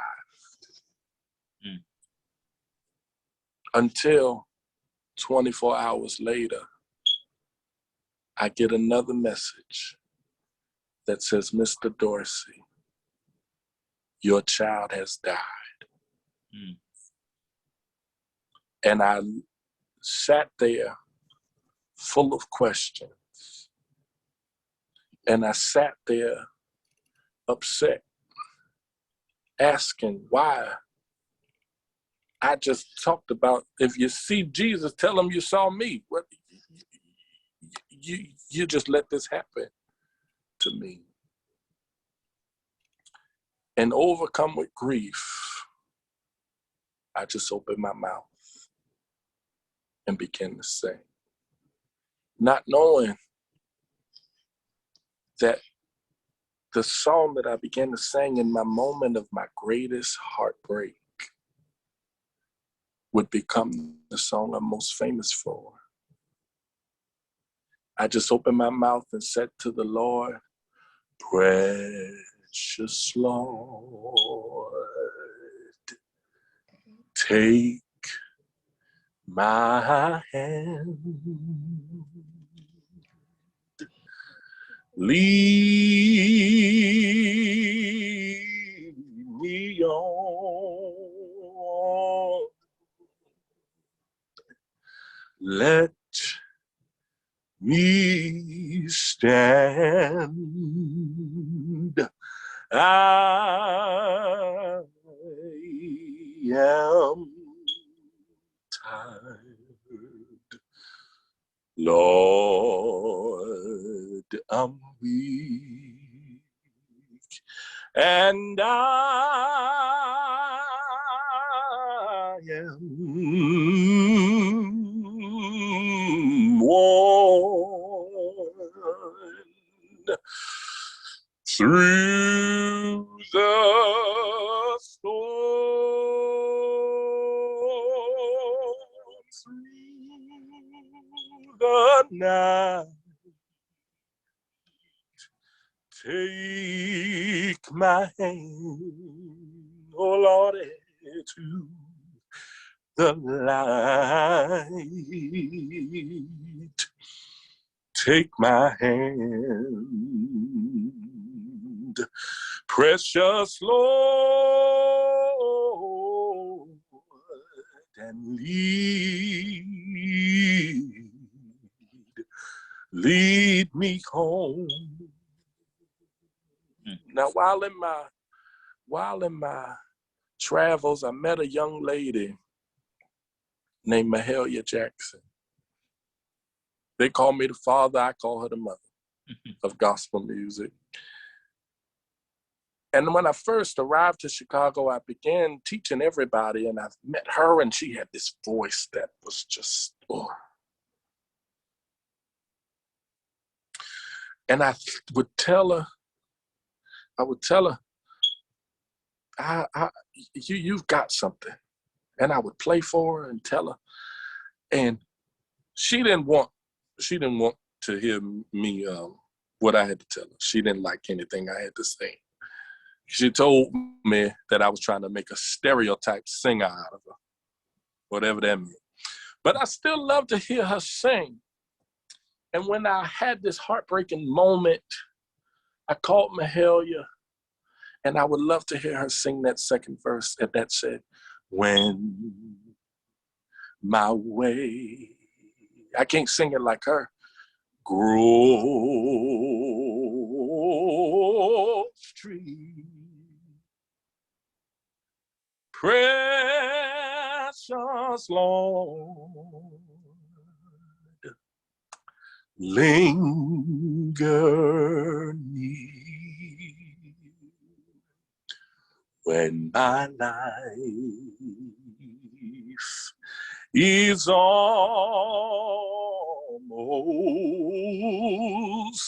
gone.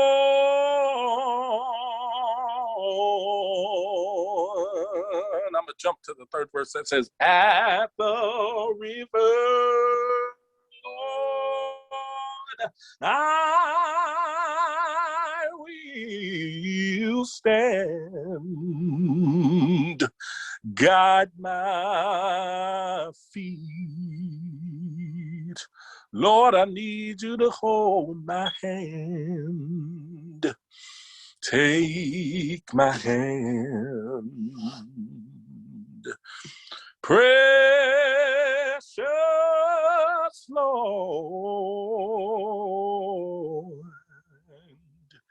and lead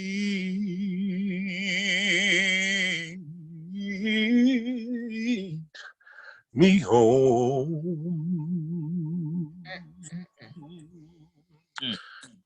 Now, while I'm most famous for that song, and it's my most performed song, I'm grateful that Richard Allen, who spoke earlier, my songs are in his hymns that he had put together for worship.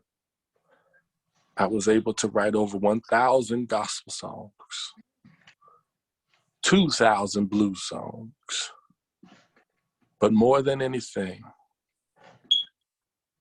life will not be easy, but you must hold on to hope. I found hope in writing songs. You must hold on to faith. Faith is a substance that things hope for. My faith is rooted in the God that saved me. Wherever you find hope, understand, make the foundation of that hope faith. And I found my hope in God through expressing my creativity. And so, no matter what life brings your way, as I conclude, no matter what life brings your way, for all of you creatives and those who are in the world today, find hope, find faith, and utilize your creativity. Thank you. I'm ready to say amen. And I don't know if I'm say thank you, amen, hallelujah. I don't know which one. I'm going to say all three. I said he was preaching today. Come on, stand ovation, everybody. Exactly. I feel like I was watching. I feel like I was watching a He movie. just took us to church. Hallelujah. Praise Like, God. Dr. Kennedy, Hallelujah. you? Thank you, Jesus. Hallelujah. The documentary. Glory. Hallelujah. Yay, God. Yay, God. Thank you, God. Hallelujah. Mr. Rich, I don't think there's any more. I don't think we can answer any questions because all our questions was already answered. I know that's right. Woo, hallelujah. Thank you. One question in the chat by our youngest viewer on today. His question was, and he sent it to me privately, that's why y'all didn't see it. Said, is he famous? He can sing. Yeah, he is. He's the first. He's the one who created. He's the first man to create gospel. He's the first man. He's the one. He is. They said on the internet, he is the first. He's considered the father of gospel music and the father of, I don't know what this is, father of doing a lot of things music wise, because I'm a music major, so I know, but I don't know. But like for gospel wise, yeah, and like for the blues that we know today, like the blues that he did, it was like most of the jazz songs that we know, like all that gets, and like everything, especially that he was like an influence to singers, a lot of singers. So whether it be R&B, blues, jazz, or anything. So it was just like, it's nice. It's nice to hear from that. And, he already sung. I was going to ask him, can he sing his first song? He already kind of did. So it's like, no point to ask him more. So I was like, he's just singing in between. Like, what's the matter? It's no point. There's no point. And like, all right. Because the same thing you say, you want to put gospel with blues. That's just like, I think that's where Aretha Franklin got it from him. So, and most of her songs is, well, what we call secular music. Like, I get it, but then I don't get it. Like, we just call it secular. Like, okay. But other than that, it's just, yeah, like a lot of people influence him a lot in everything music-wise. So, yeah. It's interesting to piggyback off of what you just said because, like I said, I had the privilege of working with Mahalia Jackson, who was an influence to everybody. Right. And having to work with Albertina Walker, who discovered James Cleveland and discovered Shirley Caesar, most of the people that we consider gospel royalty, they come through my lineage of musicality. And so it is not by any means any power of my own, but it is just what the Lord used me to do in the world. And as you close out, Mr. Dorsey, we appreciate you. And Dinah, we're getting ready for you to bring us on home. But Mr. Dorsey, if it had not been music on your side, and I know that's not the phrase that people always use, Had not been for music on your side, where would you be, and how would you encourage our young people to be mindful, of music and how impactful it can be? Music, beyond what words could ever express, definitely shaped who I am. I don't blame anybody, but I do think that it is interesting that singing about blues so much came right before I really battled depression and battled suicide. And if you know Ma Rainey's story, you understand that she was a prolific talent. She was a catalyst, but however, that music was so draining because it was a draining time. And so considering that for young people, you have to understand what you're listening to, even in the middle of this draining time. Because if you don't, yes, express yourself, be creative, use your creativity to bring truth, because that's what music does, bring truth to circumstance. But in the moment where your truth is only the sorrow of your truth and not the hope of your truth, you will never move beyond the sorrow of your truth. And that is how music helped me. And so for young people, be creative, sing, write, whatever, do art, paint, whatever creativity. Creativity gives voice to the soul. But as you're giving a voice to the soul, make sure that you give life and hope to the soul as well. Yeah. But definitely thank you, Mr. Dorsey, for sharing. We certainly appreciate you. And welcome to the BET family. You are welcome to anytime. And our kids will tell you, we have a show that we do called God Matters. So when God Matters comes back up, you're certainly welcome to come and bless us either with a song or any kind of way so that people, recognize how important God is, in our lives. So thank you. Absolutely. Thank you. Thank you. And to all, even on Facebook Live. Brandon and Jay Livia, I'm going to steal some of your thunder today so that we can go through the announcements very fast. I'm going to be talking extremely quickly so that Brandon can introduce our final guest, Miss Dinah, all right, over there at Stenton.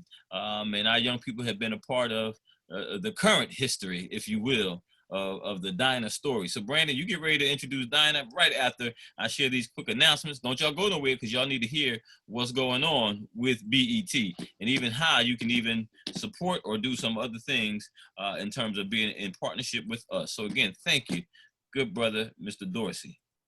All right, so here we go. I'm going to go back to the very first one. All right, that's where we were today. Next on BET Talks, we are celebrating women, which is next Saturday. So make sure that y'all join and share with us. If there's a woman you would like to celebrate, current or historical, y'all come on in and talk about them. We're only going to give you about 3 to 5 minutes at the most, depending on how many people we have. But I dare you to come back and join us and celebrate Women's History Month. And you can answer the questions: why is women's history important? What challenges did and do women face? And how did and do women overcome? Also this morning, we were fortunate that Brandon was one of the panelists on AXO's Youth Voice Matters conversation this morning. If you're not familiar with AXO, we need all high school students to share their gift and compete in vocal, instrumental, classical, dance, STEM, engineering, science, technology, math. I know I did those letters differently, but you know what it is. And there are a host of others, oratory, etc. But I challenge you to contact Ms. V, myself, Mr. Sean. Y'all ought to join if you're in 9th through 12th grade. And if you're in 8th grade, get prepared because we want you to join next year. Adults, if you have some expertise, we're all 100% volunteers. Come on and join up with us, team up with us so that we can help to do more things. In March, we already know Celebrating Women is next week. The following week, look, some kids may be back in school already. Public school, going back and forth, but by then, maybe pre-K to 2 will be in. We have some doctors and some educators coming on to talk about education matters and its response to COVID. More economics. All right, we talked about money a few weeks ago, but DJ, the money coach, if y'all don't know him, you need to come back and check out DJ, the money coach. I don't know if y'all remember Randall from that, I don't like to talk about the Apprentice show now, but it used to be a great show. Randall was the first black man that won on The Apprentice. He's going to be, DJ the Money Coach knows him as well. And on the 27th, we may have some special entertainers coming in for you. This one here, if you want to support us, Brandon J. Olivia always want y'all to be able to donate because it helps them out, it helps the programs. You can go to www.mybetfamily.com and support. You can cash app us at MyBETFamily. And if you're on Amazon Smile, just don't be on Amazon Smile. I mean, just don't be on Amazon. Be on Amazon Smile so you can support us, a nonprofit agency, bringing everybody together. That way your purchases, a small contribution will go back to us. If you need any information about that, contact any BET family member and they'll tell you about it. This past Tuesday, Brandon and the young people were on Word 900 AM. They did an excellent job. They'll be on again the 4th Tuesday. So Sean, Ms. V, if y'all have some young people who you want to be on the radio with us, let us know, because we'll make sure that they're on there. The young people who were on this morning, they spoke so eloquently. We needed them to join us on BET Word 900 AM the last Tuesday of each month. If you know some students that need some academic support, math, reading, high school, oldest to the youngest, join us Monday through Thursday at 4 p.m. on BET Helps. That's also the same link that we're going to be using for our mentorship program, where we're going to have our boys mentorship and girls mentorship. If you want to volunteer and tutor, also reach out to us. We need all the support and help we can get. Our BET jackets, those who are interested in the varsity jackets, the children, they chose varsity jackets over the lighter jackets. So these are they're not costly, but they cost. I believe they're $125. They have some weight to them. They have the logo on the back, your name, and the logo on the front. We have something going on the arm as well, but we'll be putting the first order in next week. There are different colors. This is not the color, but we'll make sure you have those. The same one that does our BET polos is the same one who's doing this, so we want to support Black-owned businesses. And lastly, if you're on Instagram, if you're not following us now, you should do so right now. Pull out your phone and put in @MyBETFamily and follow us on Instagram and Twitter. All right, and keep up with what's going on. Join us each week. All right, Youth Council, we do not meet right now. That's from last week's session. So we certainly appreciate you all for joining us on today. So hopefully that was quick enough. All right, certainly support us. And Brandon, can you introduce our wonderful Miss Dinah, who is a part of the Stenton Museum legacy? Well, everybody, we had a really, really good show today. I enjoyed myself. I can definitely tell you that I learned a lot in here, and I know more than I knew before I came in. So everybody, we have, last but not least, we have Miss Dinah, who's going to talk to us next. Now, I know that you may not remember me, Miss Dinah, but I had the pleasure of meeting you before, and you told me about your amazing life and what you did for our entire Logan area and preserving the history of the Stenton house. And I know that you are one of the hidden figures in history, and not a whole lot of people know about you, but it's a pleasure for me to be able to introduce you to everybody on her. So Ms. Dinah, would you mind unmuting yourself and telling us your story? Yes. Am I unmuted? Yes, ma'am. Okay. See, I don't know if you can see me if I stand. Maybe I better sit down and tell you. Okay. Well, my name is Dinah, and I'm here to tell you my story. I wasn't always at the Stenton house. I started out at Emlyn. I was a gift to Miss Hannah, like part of her dowry. And Emlyn is what I remember first. I had to do everything that Hannah told me to do. That means laying out her clothes, brushing her hair, washing the floors, scrubbing the walls, and even emptying those nasty old chamber pots. Yes. Now, can you imagine being a gift to somebody? Her father gave me to her as a personal servant. Now, she wasn't much older than me, but I served her.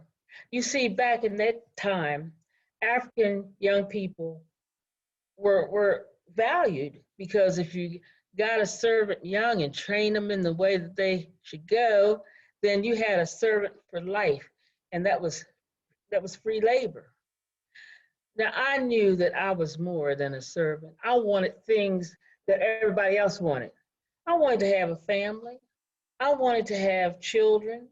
I wanted to be on my own, make my own decisions. I always had freedom in the back of my mind, but I worked for them and I had to do everything that they asked to do. Now, as time went on, I grew into a young lady, but there weren't not many African young men around. But I did manage to have a friend, an African young man who he looked at me and I looked at him, and our hearts started pounding. you know those feelings came, and I knew that that was my friend. And we talked, and we even talked about when we got older we would get married. Yes, we did. We were trying to make them plans. We were young too. Well, Hannah grew into a beautiful young woman, and she came from a good family. And there were all kinds of suitors that were trying to win her hand, to win her affection. But there was one, William Logan, who also came from a wealthy Quaker family and was well established. And he got the eye for Hannah, and she accepted him. And by, they got married. Now, what that meant for me was nothing really changed except my location. You see, he had a house in Philadelphia, right? It was in the city. And so they moved to that house, and I had to go with him. Well, they like to visit their father, his father, who lived in Stenton. Yes, they love to come out there in the summer and, just like to visit and everything. And everywhere they went, I had to go. I had to keep care of them the whole time. After a while, they started having children. Well, they had 6 altogether, but she lost 2 of them, unfortunately. And I kind of grieved with her, woman to woman. I was sorry that she had lost those 2 babies. But as it went on, we kept going to Stenton and coming back to Philly. But after a while, old man James Logan passed. And when he died, that meant that his son, William, would have the property at Stenton. So there goes my hope of getting married and everything. We had to move to Stenton. Now, Stenton was a big plantation at that time. They had a lot of servants. They had indentured servants who were white, and they had African servants. They had about 10, and I was one of those servants. I was always the kind of woman that kept her ear out and listened to see what was going on. And what I learned was that these servants were treated differently.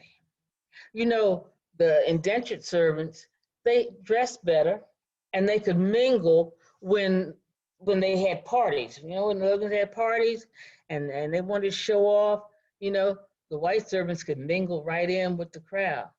But Dinah couldn't mingle. And I learned that some of them were paying off a debt. They were working it off. So like when they came over on the ship, they could pay that debt and get their freedom. But I couldn't. My ancestors came over on that ship and all they lost was their freedom. When would I get any freedom? We did the same work up and down them back steps and everything, but there didn't seem to be any freedom in sight. Now, some people had a way of getting their freedom. There was a Richard Allen, for example. He was owned by the Chew family, and he was able to get his freedom, and he even had property, and he even built a church, a Black people's church, an AME. Well, I'd love to go to that. But other people, they took it and they wanted freedom so bad that they would run away. Now, that didn't really suit me. I wasn't the running away type. Because some people who ran away, I know this one boy who used to be with us, he ran away and we never saw him again. Now, I don't know if he went down south. I don't know if he got to freedom, because if he went down south, he probably was sold down. You know, if he was captured, he was sold down to deeper south where, you know, it was more and more slavery, and he was deeper and deeper in it. I just hope that he got his freedom. Now, there was, because they were Quakers, the Logans that owned us, there was talk of a lot of people, Quakers, freeing their indentured, their slaves. I don't like to say slaves. I said they're enslaved people. Well, I kind of thought that eventually that I would get freed. I kept listening and waiting and hoping, because there was talk between the Quakers. They were trying to say to the Logans, you don't really need to have slaves now. You can get indentured servants. You can pay for it, and you can let your people go. Now, the people like myself, we work from sun up to sundown. And I know that a lot of the Quakers that had us didn't want us to run away. So they must have sensed it. And they gave us some time on Saturdays and sometime on Sundays for a gathering. And different families and people would come, and we would eat, and we would talk, and we would sing, get to know one another. And it was like just a social gathering. And from that, some families were formed. People got together and made families. Well, mine was eventually to come, because you know that young man that I met earlier, met up with him again. This time, oh man, we both had grown. And when I saw him, he was the color of licorice, smooth blue black skin, and teeth that were white like ivory. And my heart started pounding when I saw him, and his teeth started smiling when he saw me. And we knew this time that we were going to jump that broom, and we were going to start a family of our own. Well, sir, we knew that we had to get the permission from our owners, and we got it. And we didn't waste any time jumping that broom. Now, we didn't have a place where we could just be together all the time, because he had to go back and work, and I had to be here and work. Well, it wasn't long after we got married, because we would get together. Where there's a will, there's a way. It wasn't long after we were married, I started getting sick in the morning. I'd be coming to Miss Hannah, and sometimes I'd have to do like this and find an old stinky chamber pot myself. Well, I got through that 9 months later. I had a beautiful baby girl. Now, they named her Bess. I didn't mind that they named her. That was a pretty name. And they were kind of satisfied, I'm talking about my owners, because there was another servant that they had for life, because they owned us. Now, me and well, my love wasn't there for the baby to be born, but eventually he saw Bess, and he loved her on sight. And she was the apple of his eye, and she made him smile. Time go by, and time go by, and my love became sick, and he became weak, and he couldn't work anymore. I knew that they would probably sell him or just turn him loose. I had to do something. They even offered him his freedom. But he was smart enough not to take it, because if he took that freedom, where would he go? Nobody wanted a slave that, you know, couldn't be productive. So I did something that I thought I'd never do. I went to Hannah and William, and I begged them to take my love if they would buy him, you know, and he could be with me. And they said, oh, we can't do that. We're Quakers. And we would be turned out, looked down upon, ostracized. We couldn't do that because we're Quakers. Well, I became mopey, and I couldn't eat. I couldn't drink. And I couldn't really work. Finally, they gave in because what good was I if I couldn't be a person that did all the work and everything? So they did it. They bought my love. And I was so happy. But you know, time went on and he got sicker and sicker in spite of me and Beth trying to, keep him together. He died. Yes, I lost him. And me and Beth clung to one another and just to comfort ourselves. Now, Beth grew up to be a beautiful young lady. And eventually, she had a child of her own. I was a grandmother. I wanted to be a grandmother. And I loved that child so much. I loved him, and I wanted to spoil him like every other grandmother would do. Sometimes he would make me laugh, but sometimes I would be in tears because he had been born in bondage just like everybody else. When would freedom come? When would freedom come? I wondered why everybody else was getting freed and I wasn't. One day, my best came running and she was in tears. She told me, Mama, they've given me my freedom. I can go where I want to go and do what I want to do. Well, I was happy because I knew if they gave my daughter freedom, that I was probably going to be next. So days went by, weeks went by, months went by, and still there was no freedom. And I just couldn't take it. I said, look to myself, what do I have to lose? I'm going to demand my freedom. So I went to William and Hannah and I told them, I want my freedom. I want my freedom now. And they looked at me like, was it something that we said or something that we did? I said, no. Freedom is my birthright. I wanted freedom since I cried in this world. I want to be able to come and go as I please. I want to be able to eat what I want, chew it up, and spit it out if I want to. I want my freedom, and I want my freedom now. They pondered like I had talked a different language. But eventually, they gave me my liberty. They even gave me papers to show that I was free. I could choose where I wanted to go. I could choose what I wanted to do. And I could have my own clothes and everything. Now, I like that. And I made a decision. And I chose because I knew Stenton House and had been there so long. I was taking care of my grandson. I made the decision that was best for both of us. I knew these people, and if they paid me, this was my best place to stay. Well, they paid me 12 pounds a year, and that was great. Didn't make the work any easier, but it was great.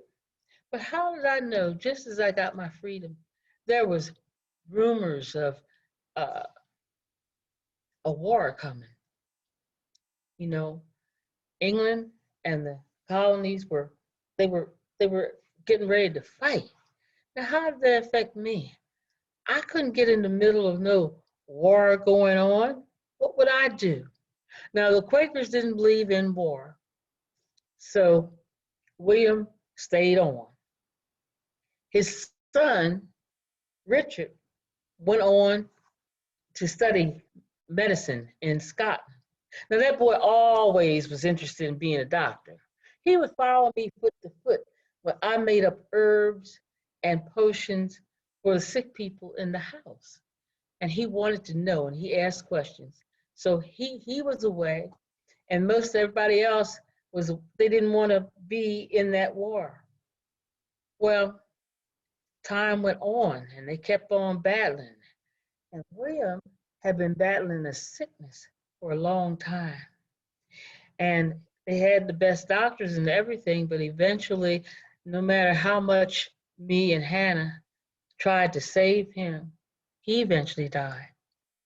Well, Hannah was heartbroken, and I felt sorry for her then. I grieved right along with her because I had known her for so long.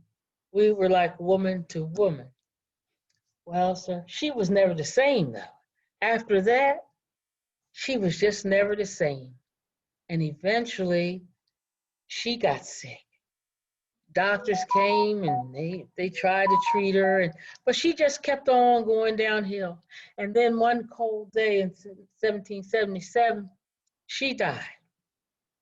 Well, the war was going on and things were happening. And we just wanted Richard to come on. I mean, George, I'm sorry. I called him Richard. He's George. I'm sorry. I got his name wrong. We wanted George to come back and take over the household. Because some of their cousins and in-laws were there, but mainly I was there by myself a lot, just taking care of the house. Eventually, George did come, but it wasn't George that I wanted. It was George Washington. Brought all his men and camped out there. Made me so nervous because, what if they start fighting? What am I gonna do? I ain't taking sides. I can't fight, and I'm just scared, and I'm just here.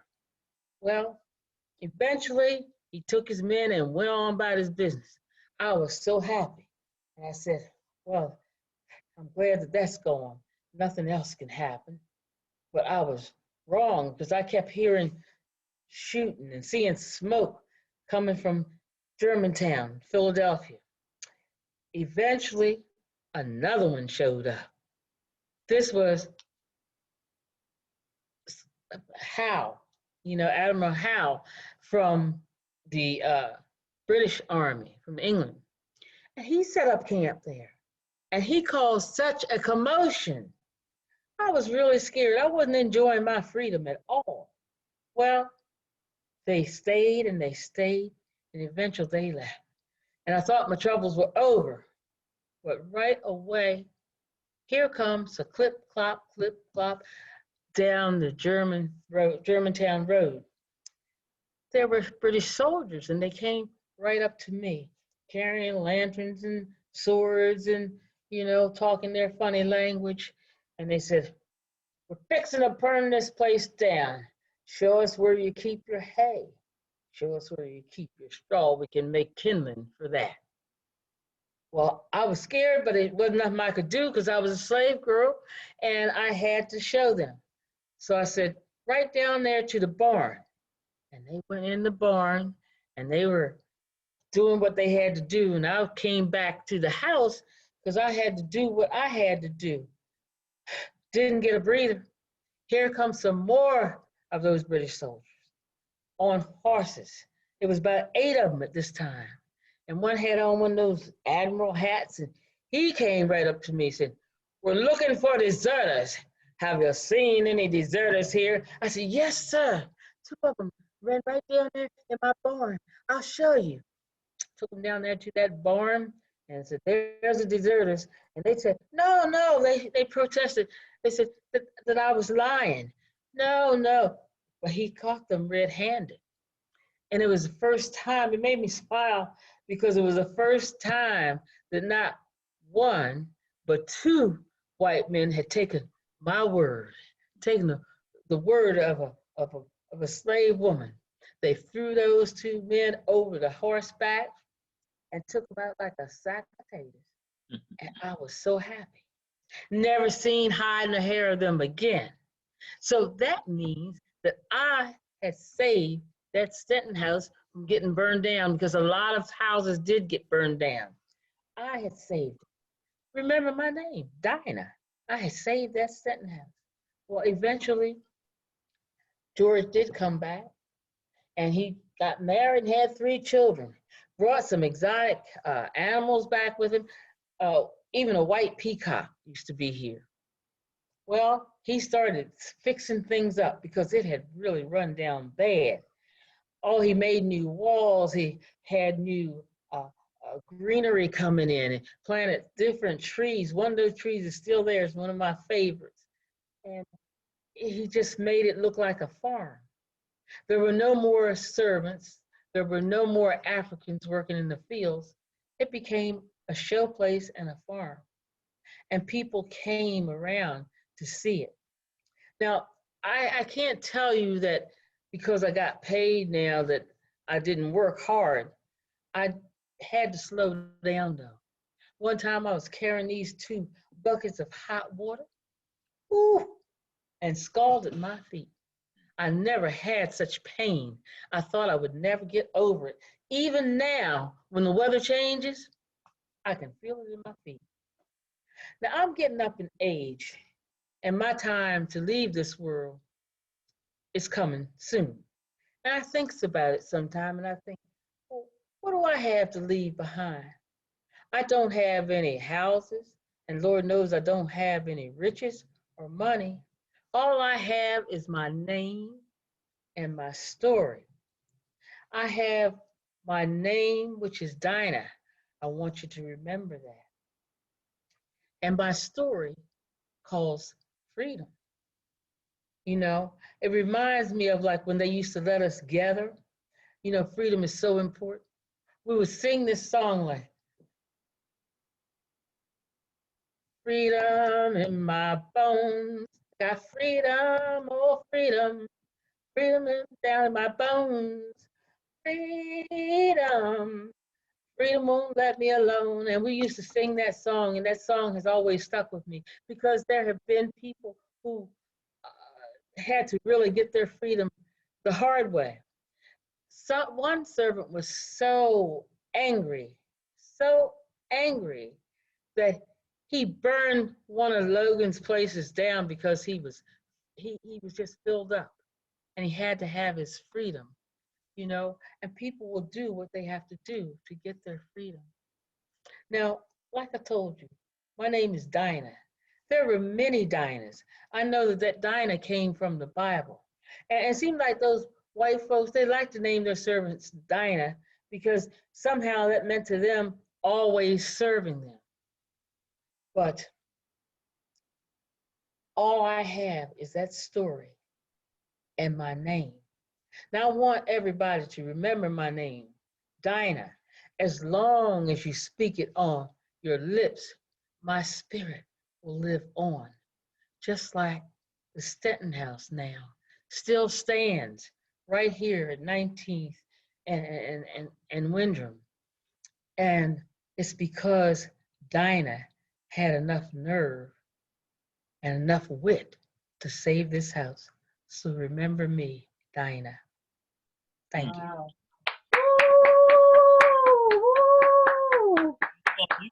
Yes, bravo. Dinah, because we want that spirit to live on. We want it to live on. Yes. And many people don't know about it. And so that's why we keep telling the story of Dinah and the importance of Stenton House. And many of us have walked on the grounds and don't even know that had it not been for Dinah, we might not have those grounds to walk on, especially if you've been in the Luton area, Stenton Museum, Stenton Park area. That's the area she's talking about, right over there by Germantown Avenue. Mm-hmm. Wow. Well, thank you. So you said something, and if anyone else has questions, certainly ask, but you mentioned something earlier. 2 things. One, you said that they named your child Bess, and glad that you like the name. So you couldn't choose a child's name? Well, I could choose a name that I could use, you know, behind, not with them, but we were their property. So my child was their property, and they chose that name. They liked that name.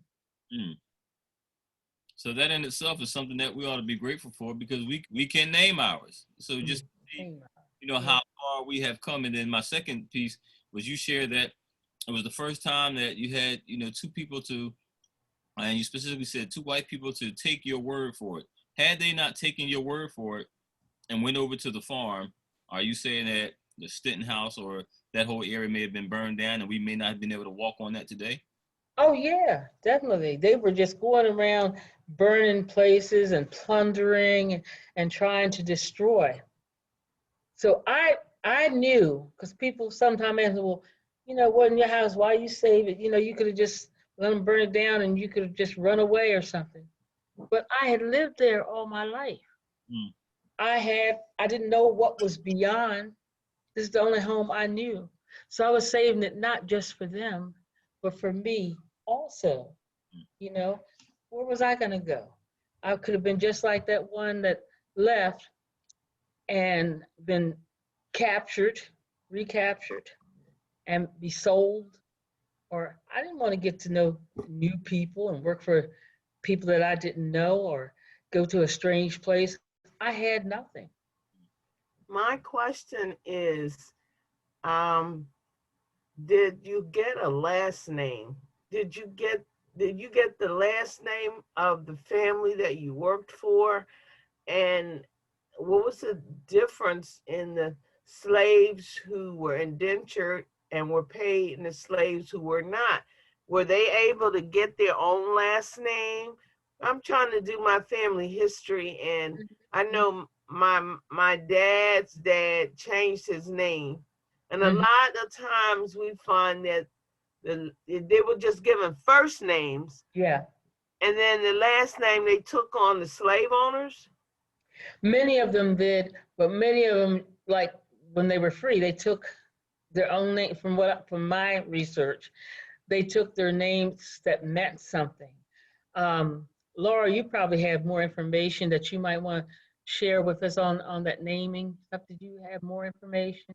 Because Dinah never got a last name. I never got a last name. Yeah, specifically to Dinah, that's correct, that she never did take on a last name. And we're still hoping to find some of her descendants who are alive today. And that would sort of like if we can, and we're also trying to find her ancestors too. And we have some leads, but we don't have any definites yet. And it's sort of like we can have Dinah in the middle. We're trying to work in both directions. And so we're hoping we may have more information, but I think that that's very much the case, Irma, that people could choose a last name for themselves. So some did take an owner's family name, but many, I think, did also choose their own names too. So, quick question: did you all ever find any of Dinah's descendants?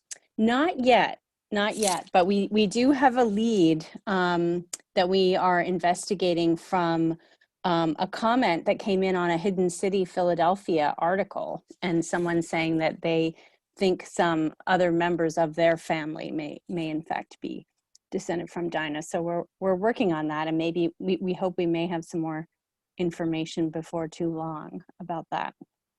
Okay. And I didn't introduce myself. I should just say hello to everyone.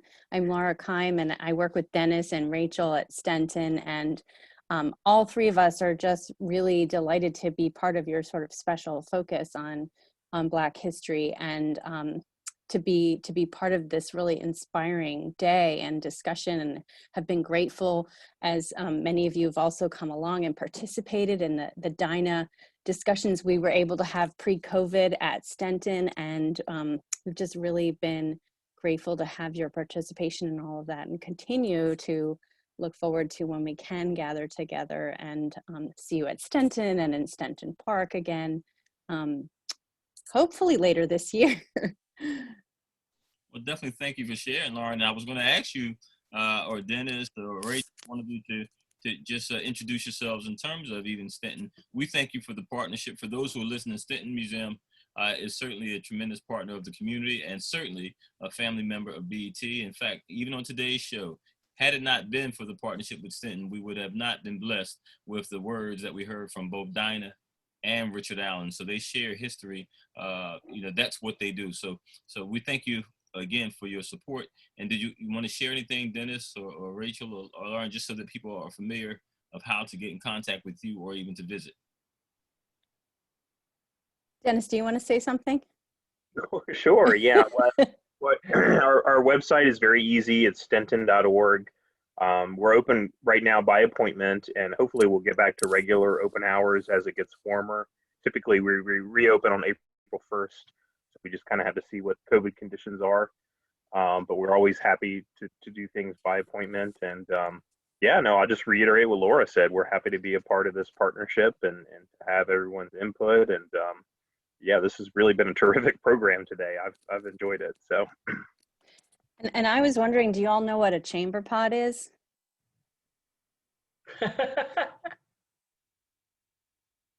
Anybody want to take a stab at that? A chamber pot? Yeah, so Dinah was talking about first she was emptying the chamber pots, and then she talked about her own need for a chamber pot. And I just wanted to find out if you all knew what she was referring I'll to. tell you, I was born in 1938. And even though I lived in Birmingham, Alabama, it's a big urban city, but I visited my uncle in Mississippi, and they call it a slop jar. But we had an outhouse. Yes, yes. And so it was the indoor toilet. Correct. Exactly. Reverend Okay, Moore, okay, that makes sense. Did someone address me? yeah, Reverend Moore, my dad's family's from North Carolina, and I would go and spend a good part of the summer with my grandparents, and they did not have running water when I was growing up. So we had an outhouse, and they had a less dignified name for it. We just called it the peapot inside. So you can relate to what I'm saying. Yes, I can too. I'm 65. My out of North Carolina, and yes, right by the bed. Thank you. Yeah, but I like that name, chamber pot. Yeah. I was on one day. I was on a thing. It was an outdoor activity for a week, and we were in the woods. Well, we were going canoeing from the Delaware River down the whole Delaware River for a week. So we had to use outhouses, and I said, "Yeah, I think I can wait until it stopped." I mean, because I said I'll do number one. I'm not doing the other one. Nowhere in the woods. No, ma'am. And I said when we were canoeing, we were all canoeing, and we went to that rest stop, and I saw in actual plumbing. I said right there, I went straight. I said, I said, no. We spoiled. I know, but I said I'm not going. Yeah, they're not too bad during the daytime. If you have to go at night out in the country, you never know what creepy crawlies are out there. That's right. Exactly. It gets really dark, and like you only have a flashlight. That flashlight can do only so much. So that's definitely going today. Well, Dinah, we certainly thank you, Miss Dinah. We certainly thank you for joining us today. We certainly appreciate it. Certainly rich history there. And I'm glad that you did what you did, because I walk those grounds quite often. And Yes. I visit the Stenton house as well. So we're glad that we can be a part of not just the history, but we're glad that we can also be a part of the future of the manor and the history here, in the Logan area. So thank you very much. You're quite welcome. Please come and join us at the Stenton House. Absolutely. Yes. And Put some information in the chat, please, about the Stenton house. Is there electricity in there? Is there electricity in the Stenton house? Is it a spooky house or is it historic? Please, I'm scared. It's historic, but not spooky. Okay. Yes, then it'll scare me for a minute. To answer that question, one of the really special things about it is that nobody really lived in it after kind of the middle part of the 19th century. So it has a little bit of electricity. We have heat in it, but it has no overhead lighting and never had plumbing put into it. So when you step into it, it really is like you're stepping back, almost 300 years in time. So. Yeah, please put the information in where we can contact for a site visit. Absolutely, after the pandemic, we can. Absolutely, yeah, I'll put it in the chat here. So. Thank you. I remember going to the Stenton house, all the houses when I was younger, like no tomorrow. We went every 3 weeks. Like I like Stenton house back in my hand, Johnson house back in my hand, Underground Railroad Park right there, right next to there's on Germantown Avenue and Wayne and Johnson Street right there. Johnson house and the other, I forgot the other, Cliveden House. And because that's where my mom works at Caring Heart rehabilitation, so right next to Cliveden House. So it's like I've been there so many times. Like, okay, we're going to this place again. Okay, fine. Do know this place again. But awesome. But Jay, yeah. Sound like you were part of the History Hunters program, which again, if you're in partnership with schools or community organizations, definitely make sure that you reach out because it's wealth of information that you can learn by being a part of that. So certainly make Stenton one of your partners. Before Jay Olivia and Brandon get the final words as our young people closing us out, any adults want to shout out any young people, any of our guests? Here's your time to do so. I just want to thank you, Born Rich, and the BET Youth and Family. This was phenomenal. And I just wish all of our youth could have this experience. That'll make us appreciate what we have today. Mm-hmm. Yes. I'm Thank shouting you. out. Thank you to all the presenters. I give you a shout out from Piney Grove Baptist Church. Wonderful, wonderful afternoon to spend with BET and all of you young people and presenters. I have enjoyed. I've been informed, and I have to say inspired. You know, that's what every day is. Yesterday is history. Tomorrow is a mystery, and today is a gift. So my gift today was being inspired from all of you. And I would say to Dinah, Piney Grove Church family have been there many times. We hosted a tea party there. We hosted a sisterhood.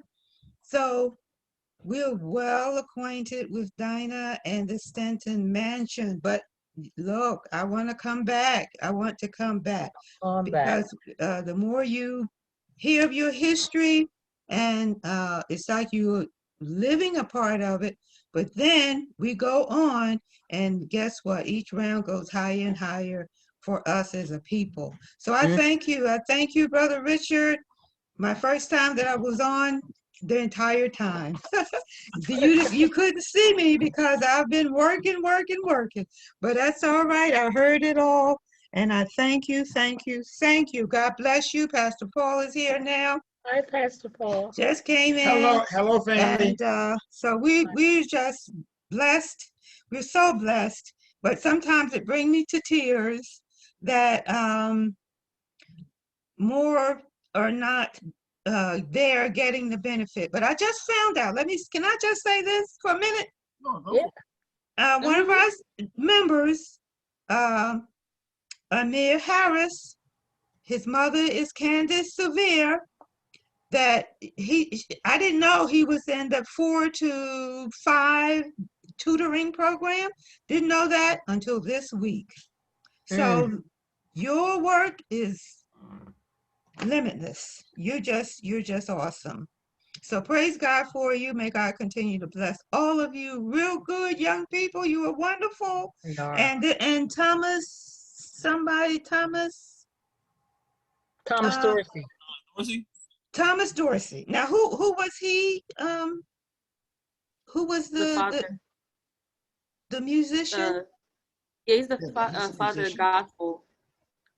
Yeah. Okay. So his real name is Minister Dion Payton, and he is a Black music educator and a minister, a praise leader. He is phenomenal. He right here in Philadelphia, and I agree with you, lady. Listen, shout out.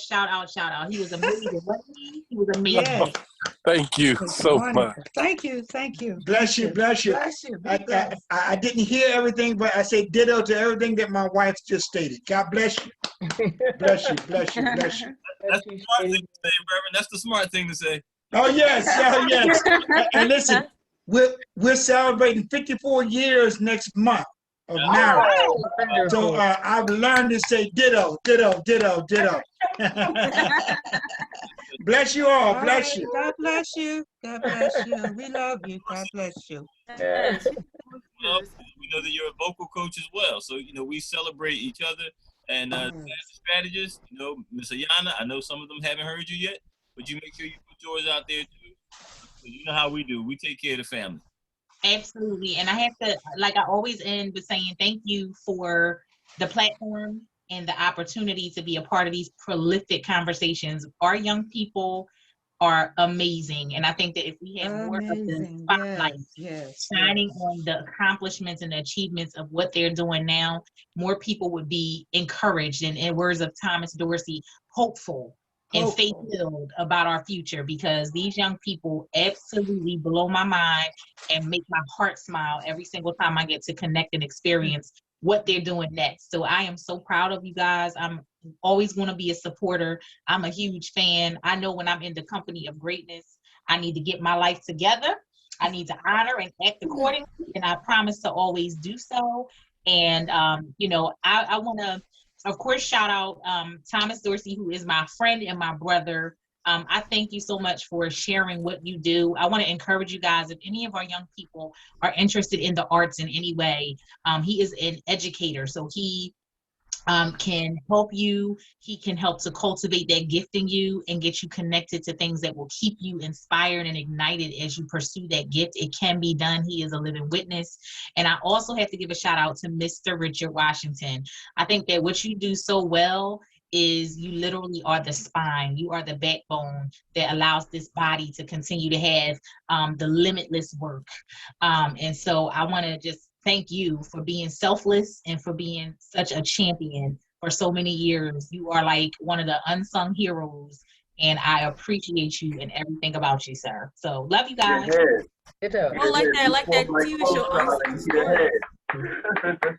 like the TV show and like them BT Unsung. Richard Washington. There you go. With the musicians, because unsung. Okay. For their gift card, Yana, thank you. Mr. Richardson, can I thank Olivia ahead of time? She's going to be conducting a performing art workshop for our AXO program. Hopefully I can get her by next week. Showing, if you're still on the line, she's going to do instrumental classical and instrumental contemporary for our young people that are in the AXO competition. So give her a nice hand for that volunteer work. I put her on blast. Yeah. So yes, because she's majoring in music. You go, girl. I'm looking forward to your workshop. All right, thank you. That's a scandalous announcement. No, Miss B, she always doing something. I know. No, but I am helping her with the AXO thing. It's an honor to do that. Even though I'm not going to give the best knowledge because I'm still a newbie myself, but I'll at least teach them what I know, what I hear before other teachers. Because for classical and for jazz and contemporary, I guess. So yeah. And we appreciate you. Thank you so much. Can I ask where you're going to school? Music major too. I'm in New York City for it's called the New School, and I'm here for jazz. I'm here for jazz and contemporary, and my concentration, my instrument is trombone. It's this. Oh wow. It's this thing wonderful. Right here. Yeah. Yeah, I tried a trombone, but I couldn't get to the 7th position because my arm was too short and I was too little. My arm was short too in 4th grade, and it's just like I just use my fingertips, and it slides off. Yeah, it's good. It happened too many times. Yeah, I did music therapy for almost 30 years. Yeah, that's what I want to try to do too. I'm gonna in my junior, gonna try to take a psychology class so I can do music therapy. So yeah, at least. Well, I wish you all the best because I know what you're going through. Thanks. Thank you. You see why we call it the BET family, although it's a show, how interactive and how together we are. So it is a family. So thank y'all for your patience. Thank y'all for joining us. Thank you for your smiles, your energy, your comments, your thoughts, and even in the chat, the way that you celebrate one another is also to be applauded because we don't do that enough. So we applaud you all. Mr. Brandon and Jay Olivia, can y'all close us out with some thoughts? Yeah, Brandon, you go first. I already talked.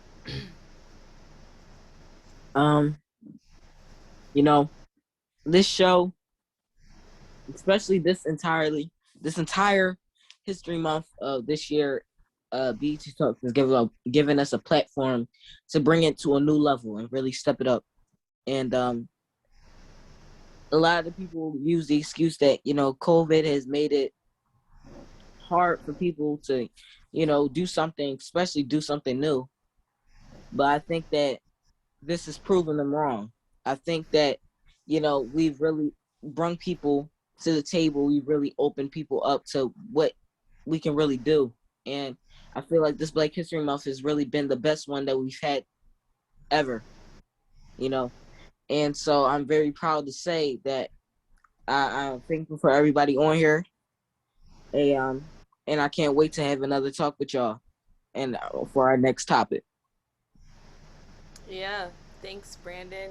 Like, same here, because I think this was mostly one of our, because we're going to make this a tradition regardless of whatever we do. So, like, this is our first annual monthly, whole month African American Black History thing we do where everybody present each other. And it's just a blessing to see everybody do that. And the whole entire time since the start of 2021, we knew this day was going. We said we were going to be all out when this came out, and we did. And we showed up, especially for our last show representing Black History Month. We're still going to do it regardless, more so. But like for highlighting, this was most far the best and everything.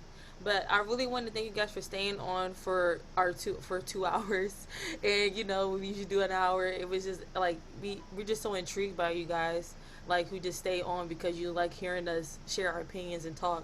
No matter just not just because of this show, other shows way went over time, but we all enjoyed it because we just like to talk.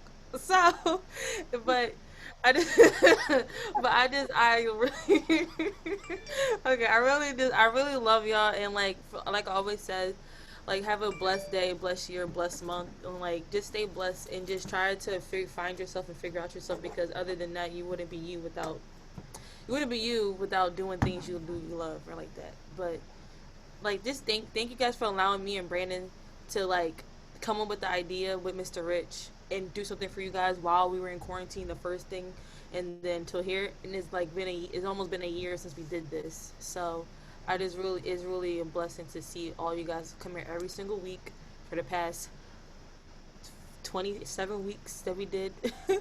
26 weeks. But thank you, and it's really amazing to be with y'all. As we close out today, a little differently than the usual.